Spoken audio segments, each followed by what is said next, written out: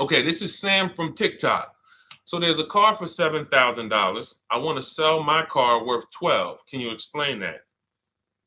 Um, well, who are you selling your car to? It's if you say it's worth 12, then all right.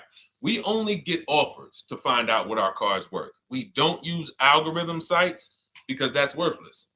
An algorithm site is a site like Kelly's Blue Book. You punch in your year, make, model, and in 3 seconds it tells you your vehicle's worth $12,000. Right now, we have companies that bid against each other. And what you want to do is you want to go on your computer, go to CarMax.com, go to Driveway.com, go to Carvana.com, go to AutoNation.com, go to Kelly's Blue Book Instant Cash Offer.com, and go to Car Gurus. All of them will connect you to somebody or some major buyer who pays cash for cars immediately. Literally, quick inspection, drop your check, and you're on to you literally, it's that simple. We are no longer at the mercy of private owners who are going to come by and look at our car and no one buy it and talk us down. There are extremely competitive buyers in the market that I've been telling people about since 2021 when we were cashing out. I was big on telling you guys during 2021 to 2023, during that whole pandemic run, cash out now, because the values of those vehicles will never see them again. So there are some people who cashed out, but that was also the beginning of showing people that you can sell to what is called institutional car buyers. And that is what stopped people from trading their cars. There are people who have learned from me, and maybe other people have mentioned this, that will never trade a car again because you're not getting the money that it's worth. So you go to those 6 companies, Sam, it should take you no more than 20 minutes. They're going to give you their best cash offers. And then you can sell to them and you can go buy something else. But what I want you to get in the habit of doing, everybody, is separating your transactions. What does that mean? Who you sell your car to is different than who you buy a car from. And you need to maximize each transaction.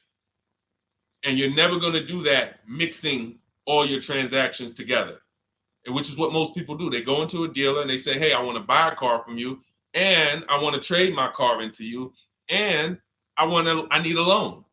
3 transactions. We don't do that. We separate them and we bid each one out using online tools.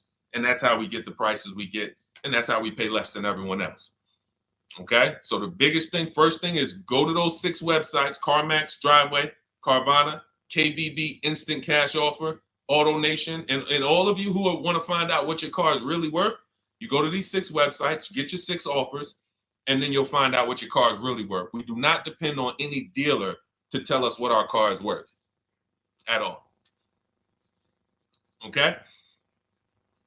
Shoot the next question up, Dolan. And you guys can continue to type your questions. We're bringing them in from all platforms. This is Terrell Taylor. By the way, everything that I'm talking to you guys about is out of my new digital book. It's called Cars from Home: 7 Steps to Saving Time, Money, and Avoiding Dealerships. Some of you may have it. If you have it, shout out to those who have it, and shout out to those who've used it to actually pay less than everyone else. And make sure I want you to be like Tiffany. Send me your deals. Send me your deals. When you get your cars, I want you to actually send me the results. Look, this is, oh no, that's not Tiffany. That's someone else who used the book. Look, used the book, got $175 a month less than her first quotes before she used the book. So send me, but you can get a copy of this book immediately for 75% off. It's normally $97. Go to my TikTok bio. You won't leave the broadcast, and you can have the entire blueprint. If you don't want to try to remember everything I'll be teaching you over the next hour, you can have the blueprint. You won't pay the $75. You'll get the 75% off. And we also have a comment pinned in the comment section for you guys on YouTube and on Facebook, and on Instagram. You go to my bio. So anyway, go get it, because it's only for 30 minutes. After the timer goes off, it's $97. It's still worth every penny. You can Google it. 5-star book. You can see all the people who rated it, all the people who's using it. This isn't a test. to do, but I want you to get it at 75% off. It's better to pay $24 than $97. Okay, Terrell Taylor. So you said, Terrell Taylor on YouTube said, I have $35,000 to $40,000 to buy a truck with. Should I buy a used or a late model new, 2022 to 24? So whenever we're considering a late model used car, this is a model like Terrell said that is 1 to 2 years old. Let me tell you why I don't like shopping for those first. I like to shop for a new price first. Whenever you are buying 1 or 2 year old used vehicles, you have to realize something. How do dealers get used cars? Trade, or they get them off lease, they buy them. When you have not waited 3 years, you're not going to see a lot of used vehicles in that option because most people don't buy a vehicle and then trade it in 2 years. So you're not going to see a lot of 1 and 2 year old used vehicles. I don't like that because when there's not a lot of a vehicle, the people who have that vehicle get to set very high prices that we have nothing to compare it to. And that's a recipe for losing and overpaying. I've had people come to me who are looking like you, and what I say is, I say, okay, shop for a new one first. I'm gonna tell you why. When you shop for a new one first, you get to see what the market value is. So take Sean. I'm showing Sean. Some of you have seen Sean. He got an F-150 Lightning XLT, $73,000 vehicle. Using what we teach and getting bids from home, using the Cars from Home system, he saved $21,000 on a new one. That was his best offer. He got multiple offers because we always get at least 5. So his best offer, he saves $21,000. If he had gone to look for a 1 or 2 year old one of this, he would have never known that the new ones he can save $20,000 off of if he shops right. Now, some vehicles, it might be $7,000 off, $10,000 off, $5,000 off. The point is, until you know what the new market is for a vehicle, you can't shop a 1 or 2 year old one. Because what happens if you shop a 1 year old version of what Sean got and he goes and he pays, he pays 65 for it because he thinks, or let's say 60. Let's say 60. A brand new one, 73. Someone else is charging 60. All right, it's 2 years old. Let me get that one. Not 15 grand off. Problem is, he just overpaid for a vehicle because he could have got a new one for less than he got that 1 or 2 year old one. That's why the recent shoppers, anytime you guys are shopping 1 or 2 year old, you have to shop new first to find out what the market is. Now, in my book, I have my strategies for shopping new online and shopping pre-owned. It's totally different. Pre-owned, you want to go to all the marketplaces. If a vehicle's not on a marketplace, y'all, don't shop. Don't look at it. What does that mean? You ever walk into a used car dealer and you see a used car, but there's no price on it? Type a $ if you've ever experienced this. If you've ever looked at a deal, you've been in a dealership, you see they have a used car, there's no price on it. Type a $ if you've experienced that. Okay, I see you, Terrell. Okay, perfect. I see you, Don Dickey. Okay, perfect. All right, we have enough people. All right, Makeover Forever Studios. I see you. Okay, Todd May, I see you. So this is a common thing. When you go and look at that vehicle, the most dangerous thing to do, I see you, Tony, is to negotiate on a car with no price because they can make the price up. When a car is on a marketplace like cars.com, carfax.com, carguru.com, carvana.com, carmax.com, these are all the marketplaces we shop for used cars at once. It's like a big round robin for us. This is how I want you to shop. Now you must be competitive or no one's coming. Now there's some people who try to pull a tactic. They'll list a car for 20. They have no intentions on selling it for 20. But they want you to come in and then they'll charge you more, fees, makeup fees and all of that stuff. That's why we always call beforehand.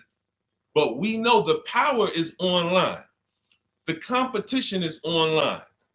So when you're looking, Terrell, you're either deciding, all right, I'm either going to look for a new vehicle, find out what the market price is for the vehicle I'm looking for and how much I can save. What's my best offer? You need to get at least 5 offers. I'm telling you, it's going to be big differences. You have to prove this to yourself. Call around. If you want to do it manually, you don't have my book, do it manually, call around, speak to sales managers. You are going to see it's going to be a $5,000 to $10,000 difference minimum between all of these dealers' offers, minimum. And so then you want to look at the pre-owned options. Then you look at the pre-owned options. And the pre-owned options will tell you what the market is. And so this is only for you who are looking at recent model cars. If you're not looking at 1 or 2 year old pre-owned, this doesn't matter. But those people have a little bit more budget, and that's okay. That's okay. But when you have a little bit more budget where you can look at a 1 or 2 year old pre-owned car, that means you have a little bit more money to lose if you make a bad decision. So that's what you want to consider, Terrell. Shop for the new ones first, depending on what your budget is, and then look at the pre-owned market and say, all right, where's the pre-owned market? But that 1 or 2 year old, you're not going to have a lot. Until that 3 year cycle comes and dealers can start buying those vehicles back off lease, you're not going to see a lot of vehicles. That's why I don't play in that 1 or 2 year old zone. It's just a dangerous zone to play in. Dealers know, we're the only ones. Hey, we the only one that got this car within 50 miles. Let's charge this for it. And then they depend on someone who doesn't know the market to come in, pay for it, and you can literally overpay by 10, 20 grand and you won't realize it until, a couple years later. Okay, great question though. Great question, Terrell. Go ahead, shoot the next one up, Dolan. Type your questions, y'all. We're going to get through as many as we possibly can in an hour. I see a lot of questions coming in. Let me try to speed it up. All right, this is Abigail from Instagram. How do I shop for cars and take test drives without feeling like I'm wasting their time? I'm nervous. Okay, first thing to realize, Abigail, you're a very considerate person. God bless you for that. You're about to spend 5 figures on a vehicle. Some of you 6 figures. I love the courtesy, but we are the prize. When you're shopping the way I want you to shop, some of you, this is your first time here. You don't even know, hey, who is this guy talking? I spent 14 years in the car business. 5 years with Mercedes, 5 years General Motors. I've been helping people buy cars and get below market deals since 2019, education-wise. I love it, but you deserve the experience. If you were walking into the mall to spend 15 grand, let's just call it 15 grand. How would you want to be treated? Like royalty, right? Right? So, but I'm going to answer your question, but I need your mindset. A lot of what we're discussing is going to be the right mindset. You are the prize. That's why I don't want you going to dealers begging for discounts anymore. I want you sitting at home making dealers bid. This is how we do test drives on new cars and leases. New cars and leases. This is how we do test drives. I have it in my book because it's that serious. You're either going to have a great test drive or you're going to have a horrible test drive experience. We call and we ask the dealer, who's the most experienced person there? Who does everybody like? Who's the person that, has been there for a long time, just has a great reputation? Oh, that's John. John is just, he's been here 20 years. Everybody loves him. Okay, can I speak to John? Hey, John, my name's Deshone. I'm interested in the Honda Pilot. I just like to test drive it. I'm in the process of deciding what I want. And, do you have this particular model? You have one there that I could test drive? John, because we asked for the best person, we're typically going to get somebody who is not going to lie, usually. Not a guarantee, but taking these steps, I know these guys. I've been in this dealership. I know most dealerships have one person there who has a good reputation and who cares about that reputation. If you're enjoying this content, hit the like button, y'all. And Keith, y'all killing the likes on TikTok. Shout out to everybody who's hitting the likes on TikTok, to double tapping the screen. Appreciate y'all. And shout out to everybody who hits the like button. When we get there, we meet with John. We test drive. John, thank you so much. Can I have your card? I'll leave you my information. And if this is the vehicle I want, I'll be in touch with you. Perfect. Oh, Deshone, we don't sit down? We don't think, no, we never sit down. I'm telling you that there are things you must unlearn about the shopping process if you're going to win. And what does winning look like? Getting the most money off in the least amount of time. There's no leverage that you have when you sit down and try to negotiate with a car salesman. Every single dealer around you that wants to compete for your business, you can't talk to them while you're sitting in one dealer talking to a car salesman. That's why we don't do it. We get a card. Thank you so much. Listen, if this is the one for me, I'm going to give you a call. Simple. Pressure's off. There's no pressure in our system. You can't pressure us.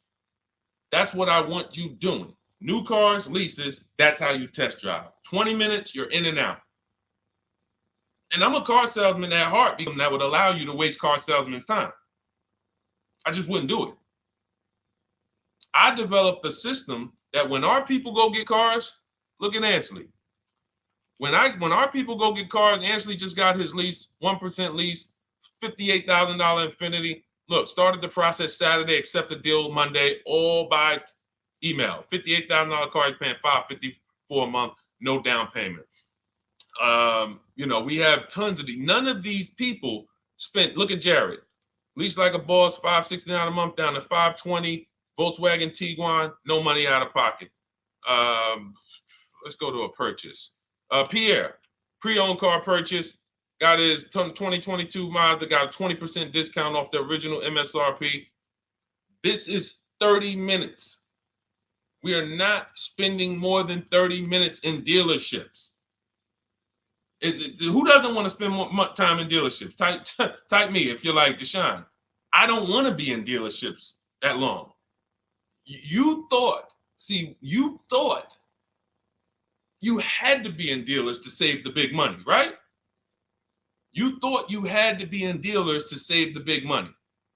I'm showing you as someone who pays less than everyone and who teaches people to pay less than everyone. Look, Kimberly, $20,000 off a Maserati, shopping from home.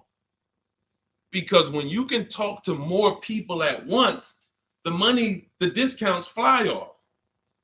And you see that all these dealers want to compete. So what you want to do, the best thing you can do to not waste people's time, Abigail, is to shop from home the right way. Because when you shop from home the right way, you realize it's only a few things you need to be in the dealership for. That's your test drive. I just told you how to set it up. With used cars, we do it at the end. But we're only there for a second. In fact, when you go to pick up your car, they're going to tell you, thank you. This was one of the most easiest deals I ever made in my life. Because you came in, you emailed us, you knew what you wanted, you gave us the information we needed, we made you an offer, you knew what you were decisive. We have all these scripts. By the way, in my book, I have all the email scripts. You don't have to even think about what you're going to say. It's literally copy and paste, copy and paste, copy and paste, copy and paste when we're shopping for new cars and leases. With used cars, before I go to the next question, I want to hit on the used car process. Used cars, we must test drive at the end. We can't test drive used cars over here and then go and buy another used car over here. So what we do when we narrow our choices down on all these marketplaces to our top 5 favorite vehicles, we need to verify that there's no bogus fees. When I was shopping for my Infinity truck, I narrowed it down to 4 vehicles. But I'm going to tell you something that's the most, who's bought a used car in their life? Type the letter U. I need you guys to program what I'm about to say into your brain cells for the rest of your life. Type the letter U if you bought a used car or if you plan on buying a used car one day. Type the letter U.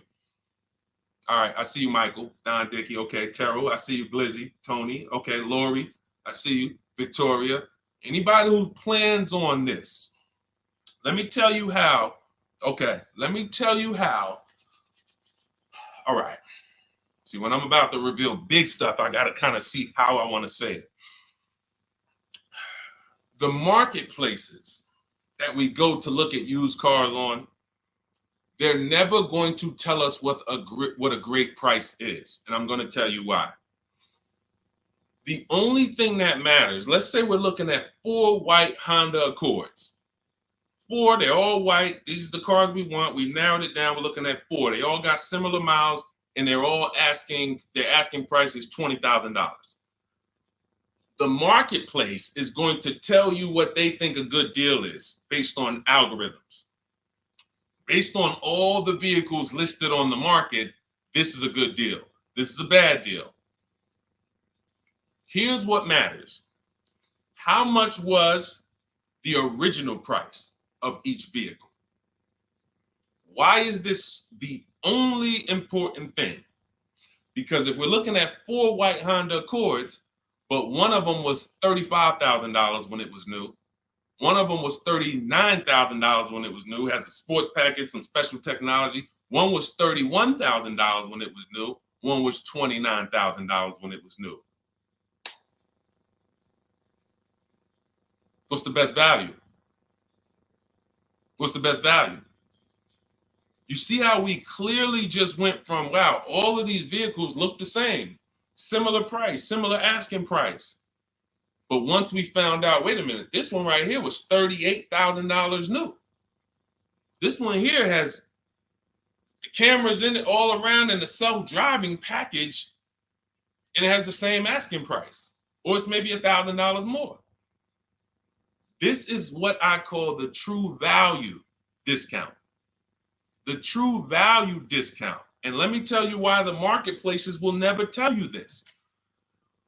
Because if they advertise the true value discount, someone has to be at the bottom. In other words, when you're looking at Honda Accords, if you could go right to the true value, who's giving me the biggest discount off the original MSRP?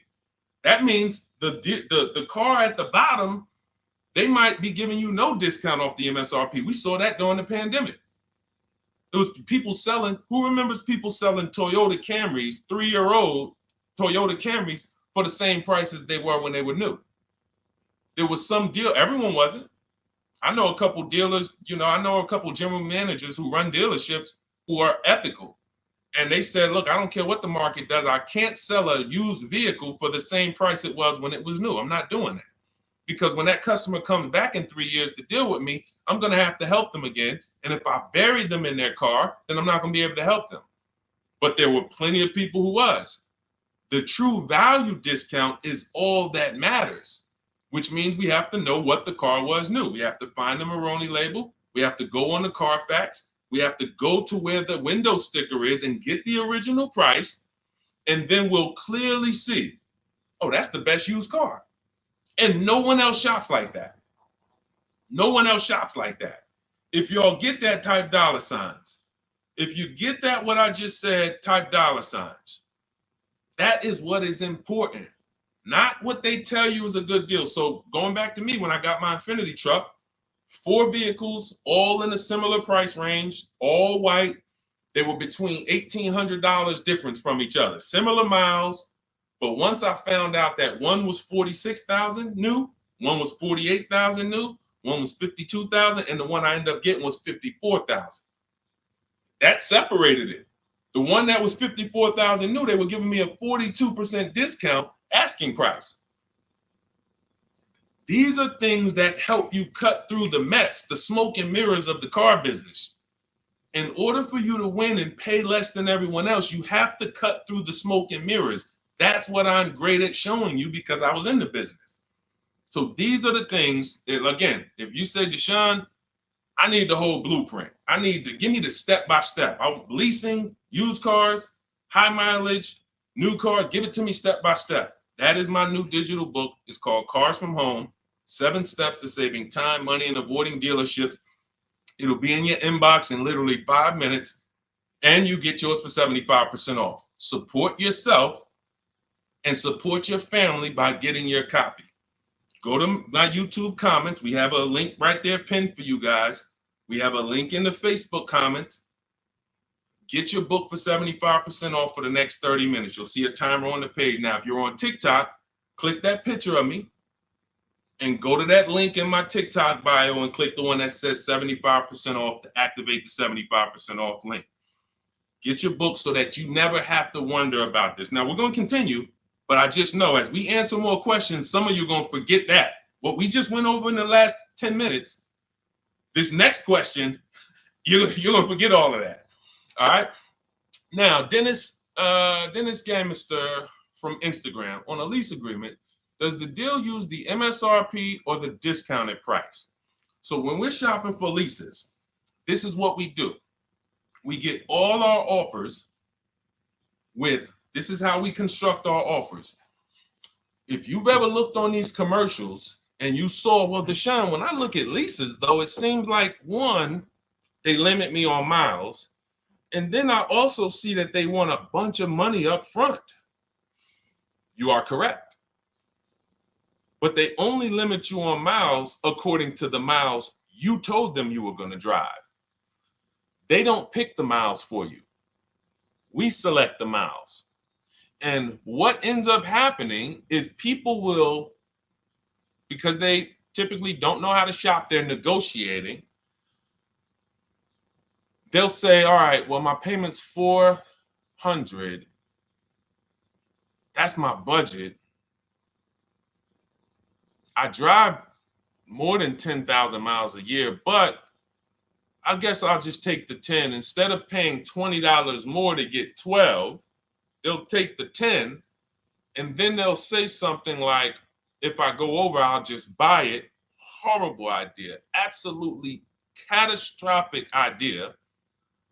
Or if I go over, they blame the lease. They literally will get the penalty, get the bill for the 6,000 extra miles that they used, and they're charging them 25 cents a mile now, and say, man, this is why I don't want to lease, because they limit me on my miles. No, they didn't. To save $20 a month, you pick the lower miles. You can customize leases up to 15,000 miles if you want, 18,000 miles. Look at Jen. Jen just got her lease on her Honda. Hold on, where's Jen's lease? She got an 18,000 mile a year lease. Now, the way we shop is 12,000 miles per year, only first month's payment due at signing, and we shop it taxes and fees in the payment. Jen, her best offer on her Honda CR-V hybrid, which is one of the most popular hybrid crossovers in the market, she got $512 a month, 12,000 miles. That's a 1.3 lease. We'll talk about the 1% rule for great lease deals and the 1.5% for overpaying. She gets 1.3. She bumps it up to 18,000 miles per year. But look how much more, y'all. $50. So for $50 more a month, she, instead of driving 12,000 miles, she gets to drive 18,000 miles. And she gets to drive as much as she needs to for $50. Versus her saying, you know, I'm going to take the 12 knowing I don't drive 12, and then I'm going to get penalties and, again, blame the lease. The lease is custom. And the first time I learned about high mileage leases was when I was working at Hyundai. I was a manager at Hyundai for a short period of time. It was a highway dealer. The guy ended up going to jail. It was typical, like, you know, I've worked in some dealers, some phenomenal dealers, but this one was like, if you ever could imagine the prototypical highway scam dealership, I mean, this was it. So I was only there for 6 weeks, but I was a manager. And what I saw was I was taking care of this guy's lease who was just finished with it. He had 72,000 miles on it. And I went out there and I said, wait, you leased this? 72,000 miles? He said, yeah, I always lease now. He said, I used to come in every time I bought a car. My negative equity was ridiculous. $15,000, $10,000. I had to keep writing these big checks. And I just said, you know, let me switch to leasing. A customer taught me about high mileage leasing. That's why when I say car salesmen aren't trained, they're not trained. We learn things by intuitiveness and curiosity, and you know, we're not trained on finance and insurance and leases versus buying, none of that. You know, so anyway, I said, wow. And so I looked at his payment. This guy is only paying like $175 more a month, not even, to drive 25,000 miles a year. So if a normal Hyundai lease was $299, he's paying $450, $475, and he's driving 25,000 miles a year. Boom, drops it off. Boom. No negative equity, none of the trash that most high mileage drivers are dealing with. So when we are shopping for a lease, we have to shop with our template. Whenever you're getting your lease quotes, it's 12,000 miles a year, first month's payment only due at signing, taxes and fees in the payment. Assume tier 1. That's what we blast out. In my book, I have something called the 25 to 5 strategy. We connect with 25 dealers online. You use my email scripts, copy and paste. We're going to get 5 offers. This will take you. You saw Ansley. He said, I started it Saturday. By Monday, I accepted a deal. This doesn't matter. This is a 24, 48-hour turnaround to start getting offers on these vehicles. Now, once we're looking at offers, we take the MSRP. We take the monthly payment. We divide it into the MSRP. So let's just say we're shopping for a vehicle. It's $40,000. One of our offers is $400 a month. $400 a month.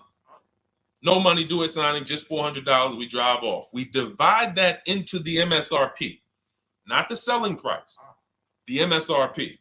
So now we divide that into 40,000. We can see and we multiply by 100. That's a 1% lease. The 1% lease rule has been around for the last 20, 30 years. If you could lease a vehicle and the offers is under 1% of the MSRP, it's a steal. Great value.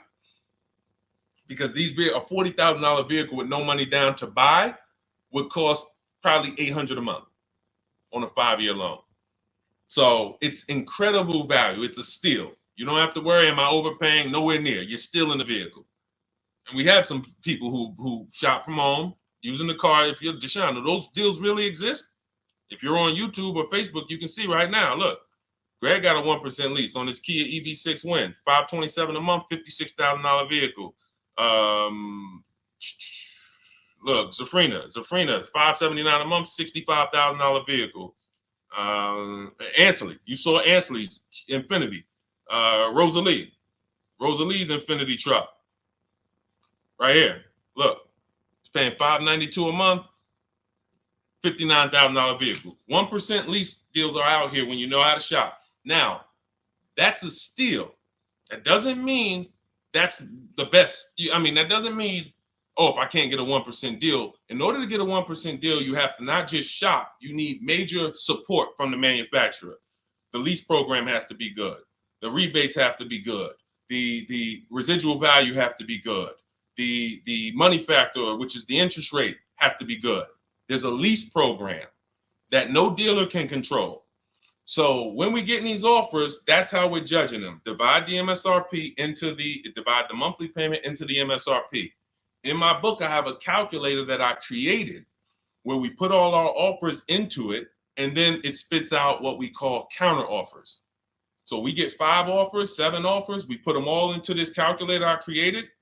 Again, this is the best $24. If you get there for $24 before that 30-minute timer and you get your copy, it'll be the best $24 you ever spent. I hold myself accountable to that. You can Google the book and read the reviews.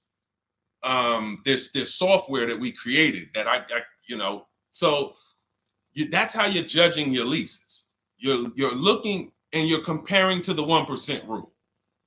Now, when you get to 1.5%, we can't make those deals. We're paying too much for a vehicle that we're giving back. We have to see, there was no indicator before I created the 1.5% rule. As much as I love educating people on leases, the only people who should be leasing is if you're not keeping your cars 8 years. All of you long-term people who are like, you keep your cars more than 8 years, don't think about leasing at all. You should be shopping for below market purchases. But if you're not keeping your cars 8 years, you're losing thousands of dollars not leasing cars. Depreciation is where you lose. Resale value is where you lose. So the 1% rule is what our anchor is, but 1.2 is great value. 1.3, great value. 1.4, good value. 1.5, good value. Anything over 1.5, now we're paying too much for a vehicle that we're giving back. So that's how we're judging. That's how we're judging and comparing our lease offers. And with the calculators that are in my book, you can literally do this in seconds. This stuff, these mathematical things that used to be complex, even hard for me to explain, when you're using the stuff in my book and you're seeing, wait, There's calculators I can do this. Boom, boom. Why don't these calculators exist on Google? Because anything that makes dealers compete, they're not going to make for you. They'll make stuff for you that allows you to see more and do this and make it easier and faster and connect to get a loan quick. But competition, any tools that create competition, they're not going to make those for you, because that's where the real money comes off when you make dealers compete. Okay, so you want your copy of Cars from Home, 7 Steps to Saving Time, Money, and Avoiding Dealerships. Click the picture of me on Instagram or TikTok. It's going to take you to my bio. You won't leave the broadcast. Click that link and then click the button that activates the 75% off. And you'll have 30 minutes. Once the timer goes to 0, the $97 price is what you have to pay if you want it. It's up to you, but $24 is much better than $97. $97 is still a great price. I have no doubt that you guys would write me, especially the more you use this. 1, 2 cars, 3 cars. You get one lease this year, a used car next year, a new car about 4 years. And Deshone, what about when websites change? What about, this is an online system. Websites go out of business. Vroom went out of business. They were in my book. We used to get bids from them to sell cars to them. When we were shopping for used cars, they were in my multiple marketplace strategy. They went out of business. I went right into the master file, updated the 9,000 people that had a book. It was probably like 2,000, 3,000 at that particular time. And the next time people opened the book file, there was no room. That's why the book is digital. That's one of the reasons. You'll see the other reasons is I have scripts that I link you to. I have PDFs I link you to. Videos I link you to. I couldn't do this with a real physical book. So again, in the YouTube comments, in the Facebook comments, we have a link for you guys to get your book at 75% off for 30 minutes and use it. All right, Dolan, shoot the next one then, brother. Let's go. How old of a used car should a person buy? That's based on budget. I like to start with, when we open those marketplaces, Tony, you want to start with the most recent cars. The first thing you're doing when you open up the marketplaces, y'all, first of all, we're creating accounts. Out of all those marketplaces I named, 6 or 7 of them, we use 8. We use eBay Motors, we use Carfax.com, we use Cars.com, Autotrader.com, CarGurus.com, Carvana, CarMax, Driveway, and that's 8. 7 of those, or 6, allow us to create an account. Why is it important to create an account? So that every single new car that matches our criteria, as soon as it's listed, we get a notification. The people who have that notification on, most of them don't know how to assess the market like I'm showing you. So even if they get a notification that the car was just posted, they're not going to have the information to take advantage of it. They're going to hesitate. What we do is, the first thing we do after we create our account is we're now assessing the market. Where's the low prices? Where's the high prices? And I'll usually go 3 years back, sometimes 4 years back, and let's assess the market. Now, I have another calculator in the, matter of fact, let me show this to you guys. I have another calculator. It's called the Perfect Budget Calculator. The Perfect Budget Calculator. What this does, you guys can't see this on YouTube, but you can see it on you can see this on TikTok. But if you go over to YouTube, Facebook, or Instagram, you'll be able to see what I'm sharing right now. Now, what often happens is, let me share this. Hang on. Boom. Okay. So now what often happens is, a lot of you will say, I could put down $2,000, but, if I don't have to, then I won't. Or, if you get a car and you pay $15,000, if you pay $500 a month for 5 years, that's a lower price you paid than paying $500 a month for 6 years. So ways to manipulate our budget is to shop within our budget for a shorter loan. This is all stuff where I said, okay, people don't know they need to be doing this. So let's make a tool that does it for them. And this is, you get access to this when you get your copy of Cars from Home, my book. So let's say we do something called an equity assessment. Everybody who has a car, remember I was mentioning a little while ago, we go to these websites, Driveway, Room, all these, and we find out what our car is worth. Let's say you're like, man, okay, if I sell my car to CarMax, I'm actually going to have $3,200 of equity. All right, so when I sell, I'm going to put that into my budget. All right, now max, my down payment, max I could comfortably do is $1,500. That's max.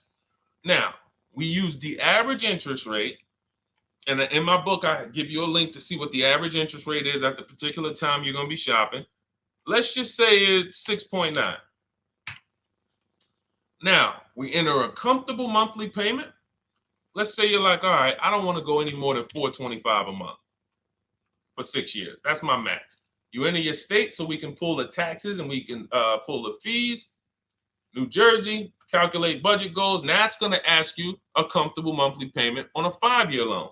You might say, all right, same thing. I still don't want to go over $425 no matter what. Perfect. What this does is create multiple goals.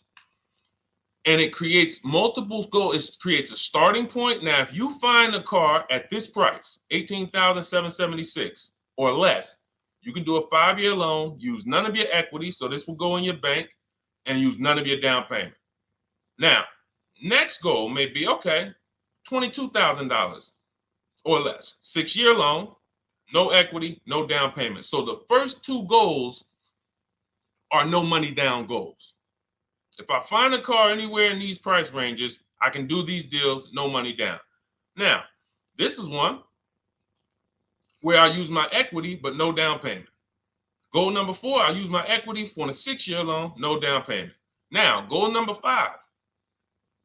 Now you can see the price of the car is getting higher. Use equity, use my use equity and down payment, but it's 5-year loan. And then here is your max budget. Your max budget, which is fine. There's nothing wrong with if you find a vehicle that, once you use this and you find the best price vehicle, as long as you are under this number, you are fine. The problem is when you go over that number. The problem is when you go over budget. All of these goals are your budget. So when I got my Infinity truck, I got my goal out. It was my fourth goal. Now, this is how you make sure when you go out to shop, and look, you'll notice, look at the top. What does it say? You select your state determines the sales tax, will factor it in, give you precise figures. Now, you'll notice, what about the fees, Deshone? Don't all these cars charge fees? We've already factored in the taxes, and we've added $1,000 for fees. What is $1,000? The documentation fee and the motor vehicle fees. It's all in there. So you can go out and know that's my max budget. I cannot buy a vehicle, make a deal on a vehicle where my purchase price is more than $26,729. That's the perfect budget calculator. So there are certain things that I had to create. No one does them. Everything that I was referring you guys to, all the websites, I was doing this, and there was some things where I couldn't refer you to anything because it doesn't exist. We had to build it. So this is how we make sure we are shopping, whether it be for new cars, used cars, below our budget. And that's not how you make, but here's the thing. I need you, before we go to the next question, I need you to understand something. That doesn't make sure you pay below market price. You have to combine this with getting bids, because you can be within your budget and pay over market value. There's 3 types of prices you can pay for a car, whether it's a new car, used car, or lease. Did you pay market value? That's what everyone's paying. Average. Did you pay over market value? Our only deals we make are below market value. And the way that happens is through bidding and creating a marketplace around you where all these people are competing for your business. That is how you combine that with the budget. This will keep you below your budget, but it does not guarantee. If I gave this to you, all of you will be like, this is great. I'm never going to go over my budget again. But it does not, until you combine that with getting bids for whatever you're looking for, you still run the risk of overpaying, even if you're under budget. Okay? Clear? Type $ if you're all clear before we move to the next question. And there's no way for us to do this manually. If there was a way that you could do this manually, trust me, I would have told y'all to saw me make a video about it all day on my social media. There was just no way. We had to build software. And you know, in my book, you guys will have access to at least 5 calculators for counter offers for new cars, true value discounts when you put the new price you put the original new price of the used car deal, whatever used car you're buying, you put the new car price in, and then you put in the asking price, and it tells you the true value discount, perfect budget calculator. We have at least 5 softwares that I've custom built, and you know, to make sure you guys get great value. So again, you know, I didn't want to be the person who said, you know, you guys know, there's plenty of people who be like, man, the value I'm giving you guys, I'm gonna charge $2.99 for the book. Whatever. The people who pay, they'll save the money. And the people who pay, there'll be some people, because some people are gonna pay, they just see value. Poor people look at cost. Wealthy people look at value. People who are into financial literacy they don't ask themselves, how much does that cost? They ask themselves, what's the value I'm getting from that? And I could have said, well, you know what? I'm going to help you pay less than everyone on new cars, used cars, leases. We'll do $200, $300 for the book. And I only want to sell it to 1% or 5% of the pie. But at the end of the day, my mission is to help as many people want to be helped. And so that's why I said, okay, $97. But even our welcome offer, you got a chance to get it for $24 if you get there before the 30 minutes is up. Okay? YouTube link, get your copy. And make sure you save the support email, guys.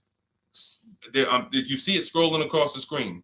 If, for instance, you don't get your book in 5-10 minutes, it's usually because you typed your email wrong. Reach out to my support team. They'll get you the book immediately. And soon as you pay, go to TikTok. Look, y'all see the links. Go to my bio on YouTube and Instagram. Get your copy. And as soon as you pay your $24, there's going to be a page that says screenshot this page. Right on that page, you can access your book. I want you to have the book immediately, but I also, in case you know, some of you type wrong, big thing, you know, we fat finger stuff. I want you to have the support email so that you can reach out to my team so we can make sure that book is in your inbox so you can use it and start saving money and building confidence. Okay, Dolan, next question, man. Let's keep it rolling. Okay, there's something about Mary on Instagram. I bought a car as is, and in less than a month, motor lock, can I sue for selling me a lemon? I'm not a lemon law attorney, but that is not what a lemon law case is based off of, in my understanding. Lemon law case is based on you buying a vehicle and the same thing continuing to go wrong at least 3 times. You know, that's a general overview of, you know, what the lemon law process is. And if y'all are enjoying the broadcast on TikTok, can y'all just double tap the screen and keep running those likes up? Every time y'all do that, y'all help TikTok bring more people here, and I appreciate it. If you're going to spend some time with us and, you know, every time just you hear something you like and you're like, man, we got to share this. Oh, and shout out to Madhu for sharing. Here's the thing. I made a video about this the other day because a friend of mine got a used vehicle and the transmission went out on him in about a month. So it wasn't the engine. But when you buy a vehicle as is, it's very tough for you to have any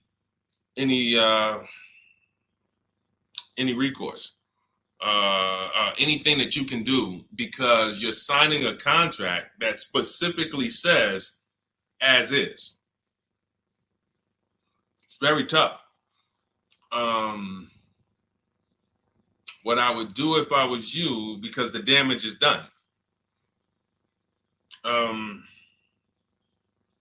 just find out what it would cost me to put a used engine in the vehicle, rebuilt in a used engine. You know, salvage yard.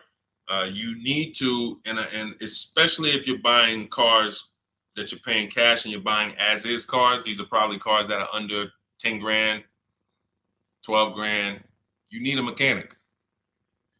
See, because that's a strategy. There is a great strategy called buying inexpensive cars and having a local mechanic so you could do what's right. Oftentimes you could drive those cars for a year or two and sometimes sell them for what you got for them because you've outlived the depreciation. Those cars are not depreciating as much unless you overpay for them. If you overpay for it, then it's going to drop because you overpaid for it. But if you pay a great price on some of these vehicles, you can oftentimes win with this, but it requires skills. One of the skills is, how do I avoid engine issues, transmission issues? So a couple things for those of you who may be going this route, you need to narrow your search down thoroughly based on title history, service records, accident history.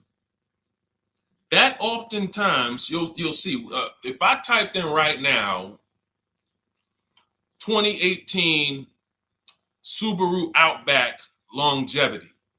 That's one of the things we do. It's in the 4th step of my book. Before we get prices on anything, we do a quick 5-minute search to make sure these aren't bad cars. There are bad cars out there, but there's data that shows us.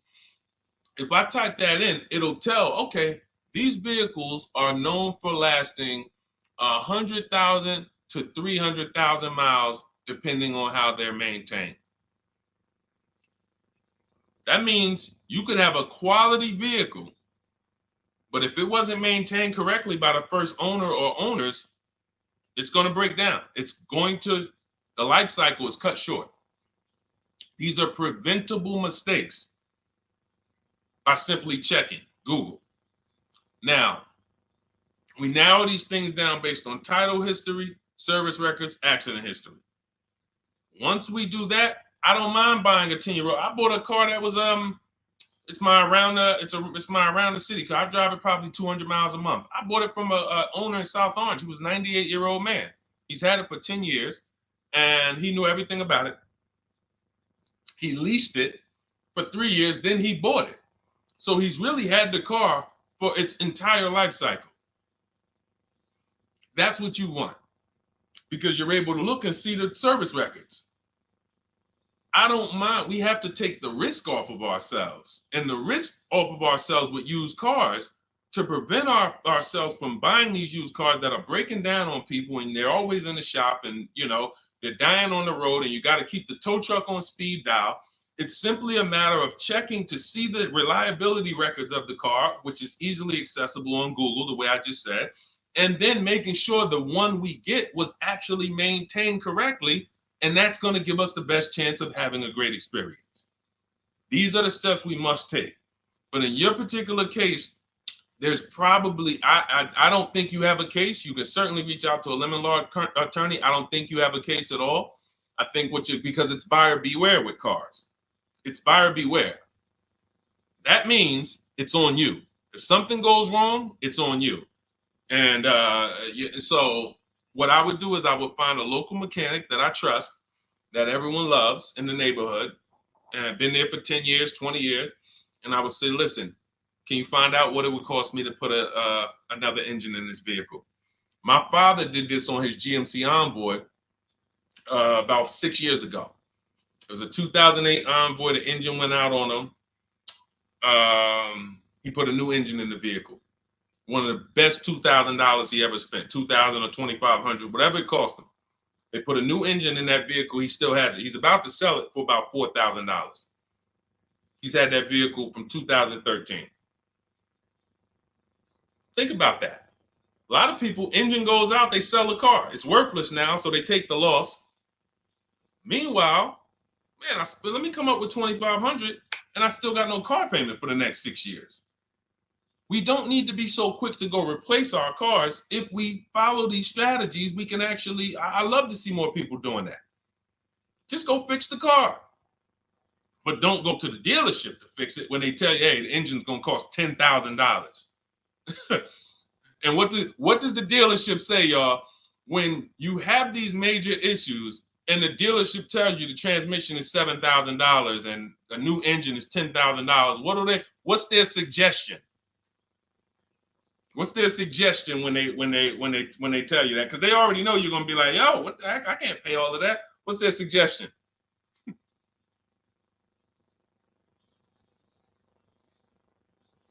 See, let me give y'all some time to type.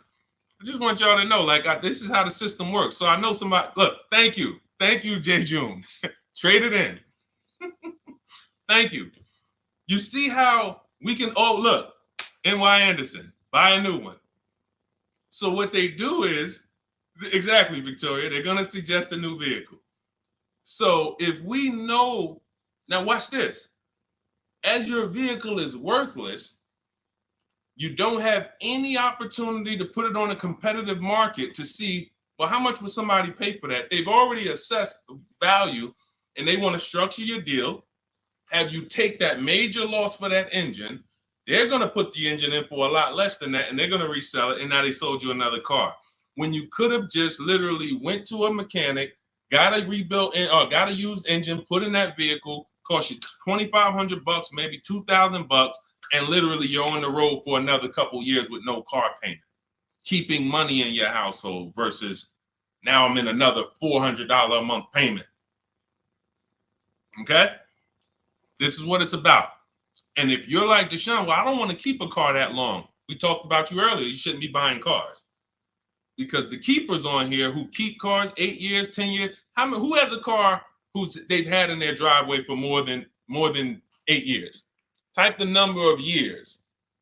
I want to explain something we're gonna help a couple people learn a lesson here about themselves, because they're gonna be like, they're gonna realize they're not keepers. Look, look, we need to show people, because some people think, oh, I keep my cars a long time. I keep them about 6-7 years. We need to show that that's not a long time in the world of cars and depreciation. So Michael, 15 years. Michael got a car that he's had for 15 years. Let's go. Type the number of years you've had it if it's more than 8. Look, Vancia, 11 years. Let's see. See, a lot of people don't keep their cars. Look, N.Y. Anderson said, I drove my last car 14 years. All right, Connie, 15 years. She has a 2004 Chevrolet. Tony on Facebook, 2006. Now, watch this, y'all. If you ask me, Deshone, what's the way to get the most money out of a vehicle? It's to do what they're doing. Tanaya, 9 years. No, Renata, not less than 8. Not less than 8. We're trying to put you into a different cat. We're trying to help you see the category you should be in. Look, 9 years. Donna, 15 years. What's so important for y'all to see about these people is that they have beat depreciation. And that means whatever their vehicles are worth today, a year from now, they're going to be worth about the same. If their vehicles are worth $4,000 today, a year from now, they'll be able to still sell it for about $4,000. But the thing is, they're trying to get the most money out of it because the cost of replacement is expensive compared to what they're doing. No matter how much they got to pay to keep those vehicles on the road every year, a little couple $100, maintenance, whatever, it's nothing compared to going and getting a new car and bringing hundreds of dollars a month or thousands of dollars in the form of cash out of our household. And everyone's not going to do that. And that's okay. You should not be buying cars. You should be shopping for below market leases. Because again, there's 2 ways to save money. Do what the keepers do. You just saw all the keepers. We shouted out all of them. And the other way is to go in and not tie money up in the vehicles in the first place.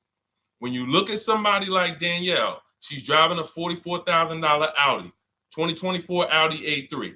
That vehicle is $800 a month to buy, no money down. $800 a month for 5 years, maybe $700 a month for 6 years. She's paying $550 a month. She didn't tie up the money in the first place. That's the name of the game with leasing. Bonita on her Telluride. This is also to show you it doesn't matter what the market does. The market could be up or down. We're going to pay less than everyone. This is Bonita. She got a Kia Telluride during the pandemic when everybody was paying ridiculous prices. That's why I show her 2022. Look at the date. She said, I'm driving my dream vehicle, $600 a month. People were leasing. And I know if somebody watching this and they're like, if you leased a Kia Telluride during the pandemic, you are not paying what she's paying with no money down. I know it. I know it. People were DMing me, Deshone, I want a Telluride. They want $900 a month for them. I know people weren't paying $600 a month, but she came in, used our bidding system, used the same strategies you're going to have access to in my digital book. She got $600 a month from home without being in a dealership. Her dream vehicle. This is how you win. You're either going to not tie up your money in vehicles, you're going to drive new vehicles that don't have problems because they're always under warranty and you're paying cents on the dollar compared to people purchasing, or you're going to be a keeper like Michael and like Donna and like the people who said, okay, I'm keeping my vehicle this long. That's why in my book, it's 7 steps. But the first step is to ask yourself how many years you're keeping your next vehicle. That is the first question I would ask you if you and I were shopping together. My first question to you would be, Michael, how many years you want to keep the next vehicle? 8 or more or less than that? If you said to me, Deshone, I'm going to keep it at least 8. All right, let's go for the purchase. New or used, depending on budget, but we're purchasing. We need to find a below market purchase. If you said, Deshone, I'm 6 years max. I can't see myself keeping a car more than 6 years. All right, we're going to shop for a below market lease. Because the money you're going to spend in a below market lease, when you get these below market lease deals, not commercial leases, not what you see on advertisements. Those are ridiculous prices. We don't pay those prices. None of these people that you see, Greg, Charles on his Palisade, none of these are advertisements. And thousands less. But when you're putting money in the cars and you're driving brand new cars, this is how it was for me when I was 22. This started for me at 22. I was working for Pontiac and I leased a brand new Pontiac G6. It was $256 a month. $256 a month. It was like a $21,000 vehicle. Same time, I had a friend of mine. She got a I don't want to say it because she might be watching this, and this is no shot at her. I didn't understand enough to teach her back then because I was new in the business. She went and she bought, let's call it a Honda Civic. Now my car was bigger because the G6 was a mid-sized vehicle. The Honda Civic is a compact vehicle, but she bought it. $20,000 vehicle, 22, whatever it was at the time, paying almost $500 a month. Like that's a $500 payment. That's what it is. So my young household, I got a newborn daughter. I got a new car I'm paying $256 a month for. Same time, it's got families around me there in their 20s, but they're paying $500 a month. This is what showed me, wait, something's going on. And I never stopped. I bought a used car at that time, but since I've had 4 Infiniti leases, I've had a Jeep Grand Cherokee lease, and people always think, D, you must be paying ridiculous money. I see you get new cars every 3 years, but they don't. I'm driving $40,000 cars, $45,000 vehicles. I never paid over $400 a month. Not one of my lease payments was ever. I remember I got this Jeep Grand Cherokee, and it was a $35,000 Jeep Grand Cherokee Laredo, 2018.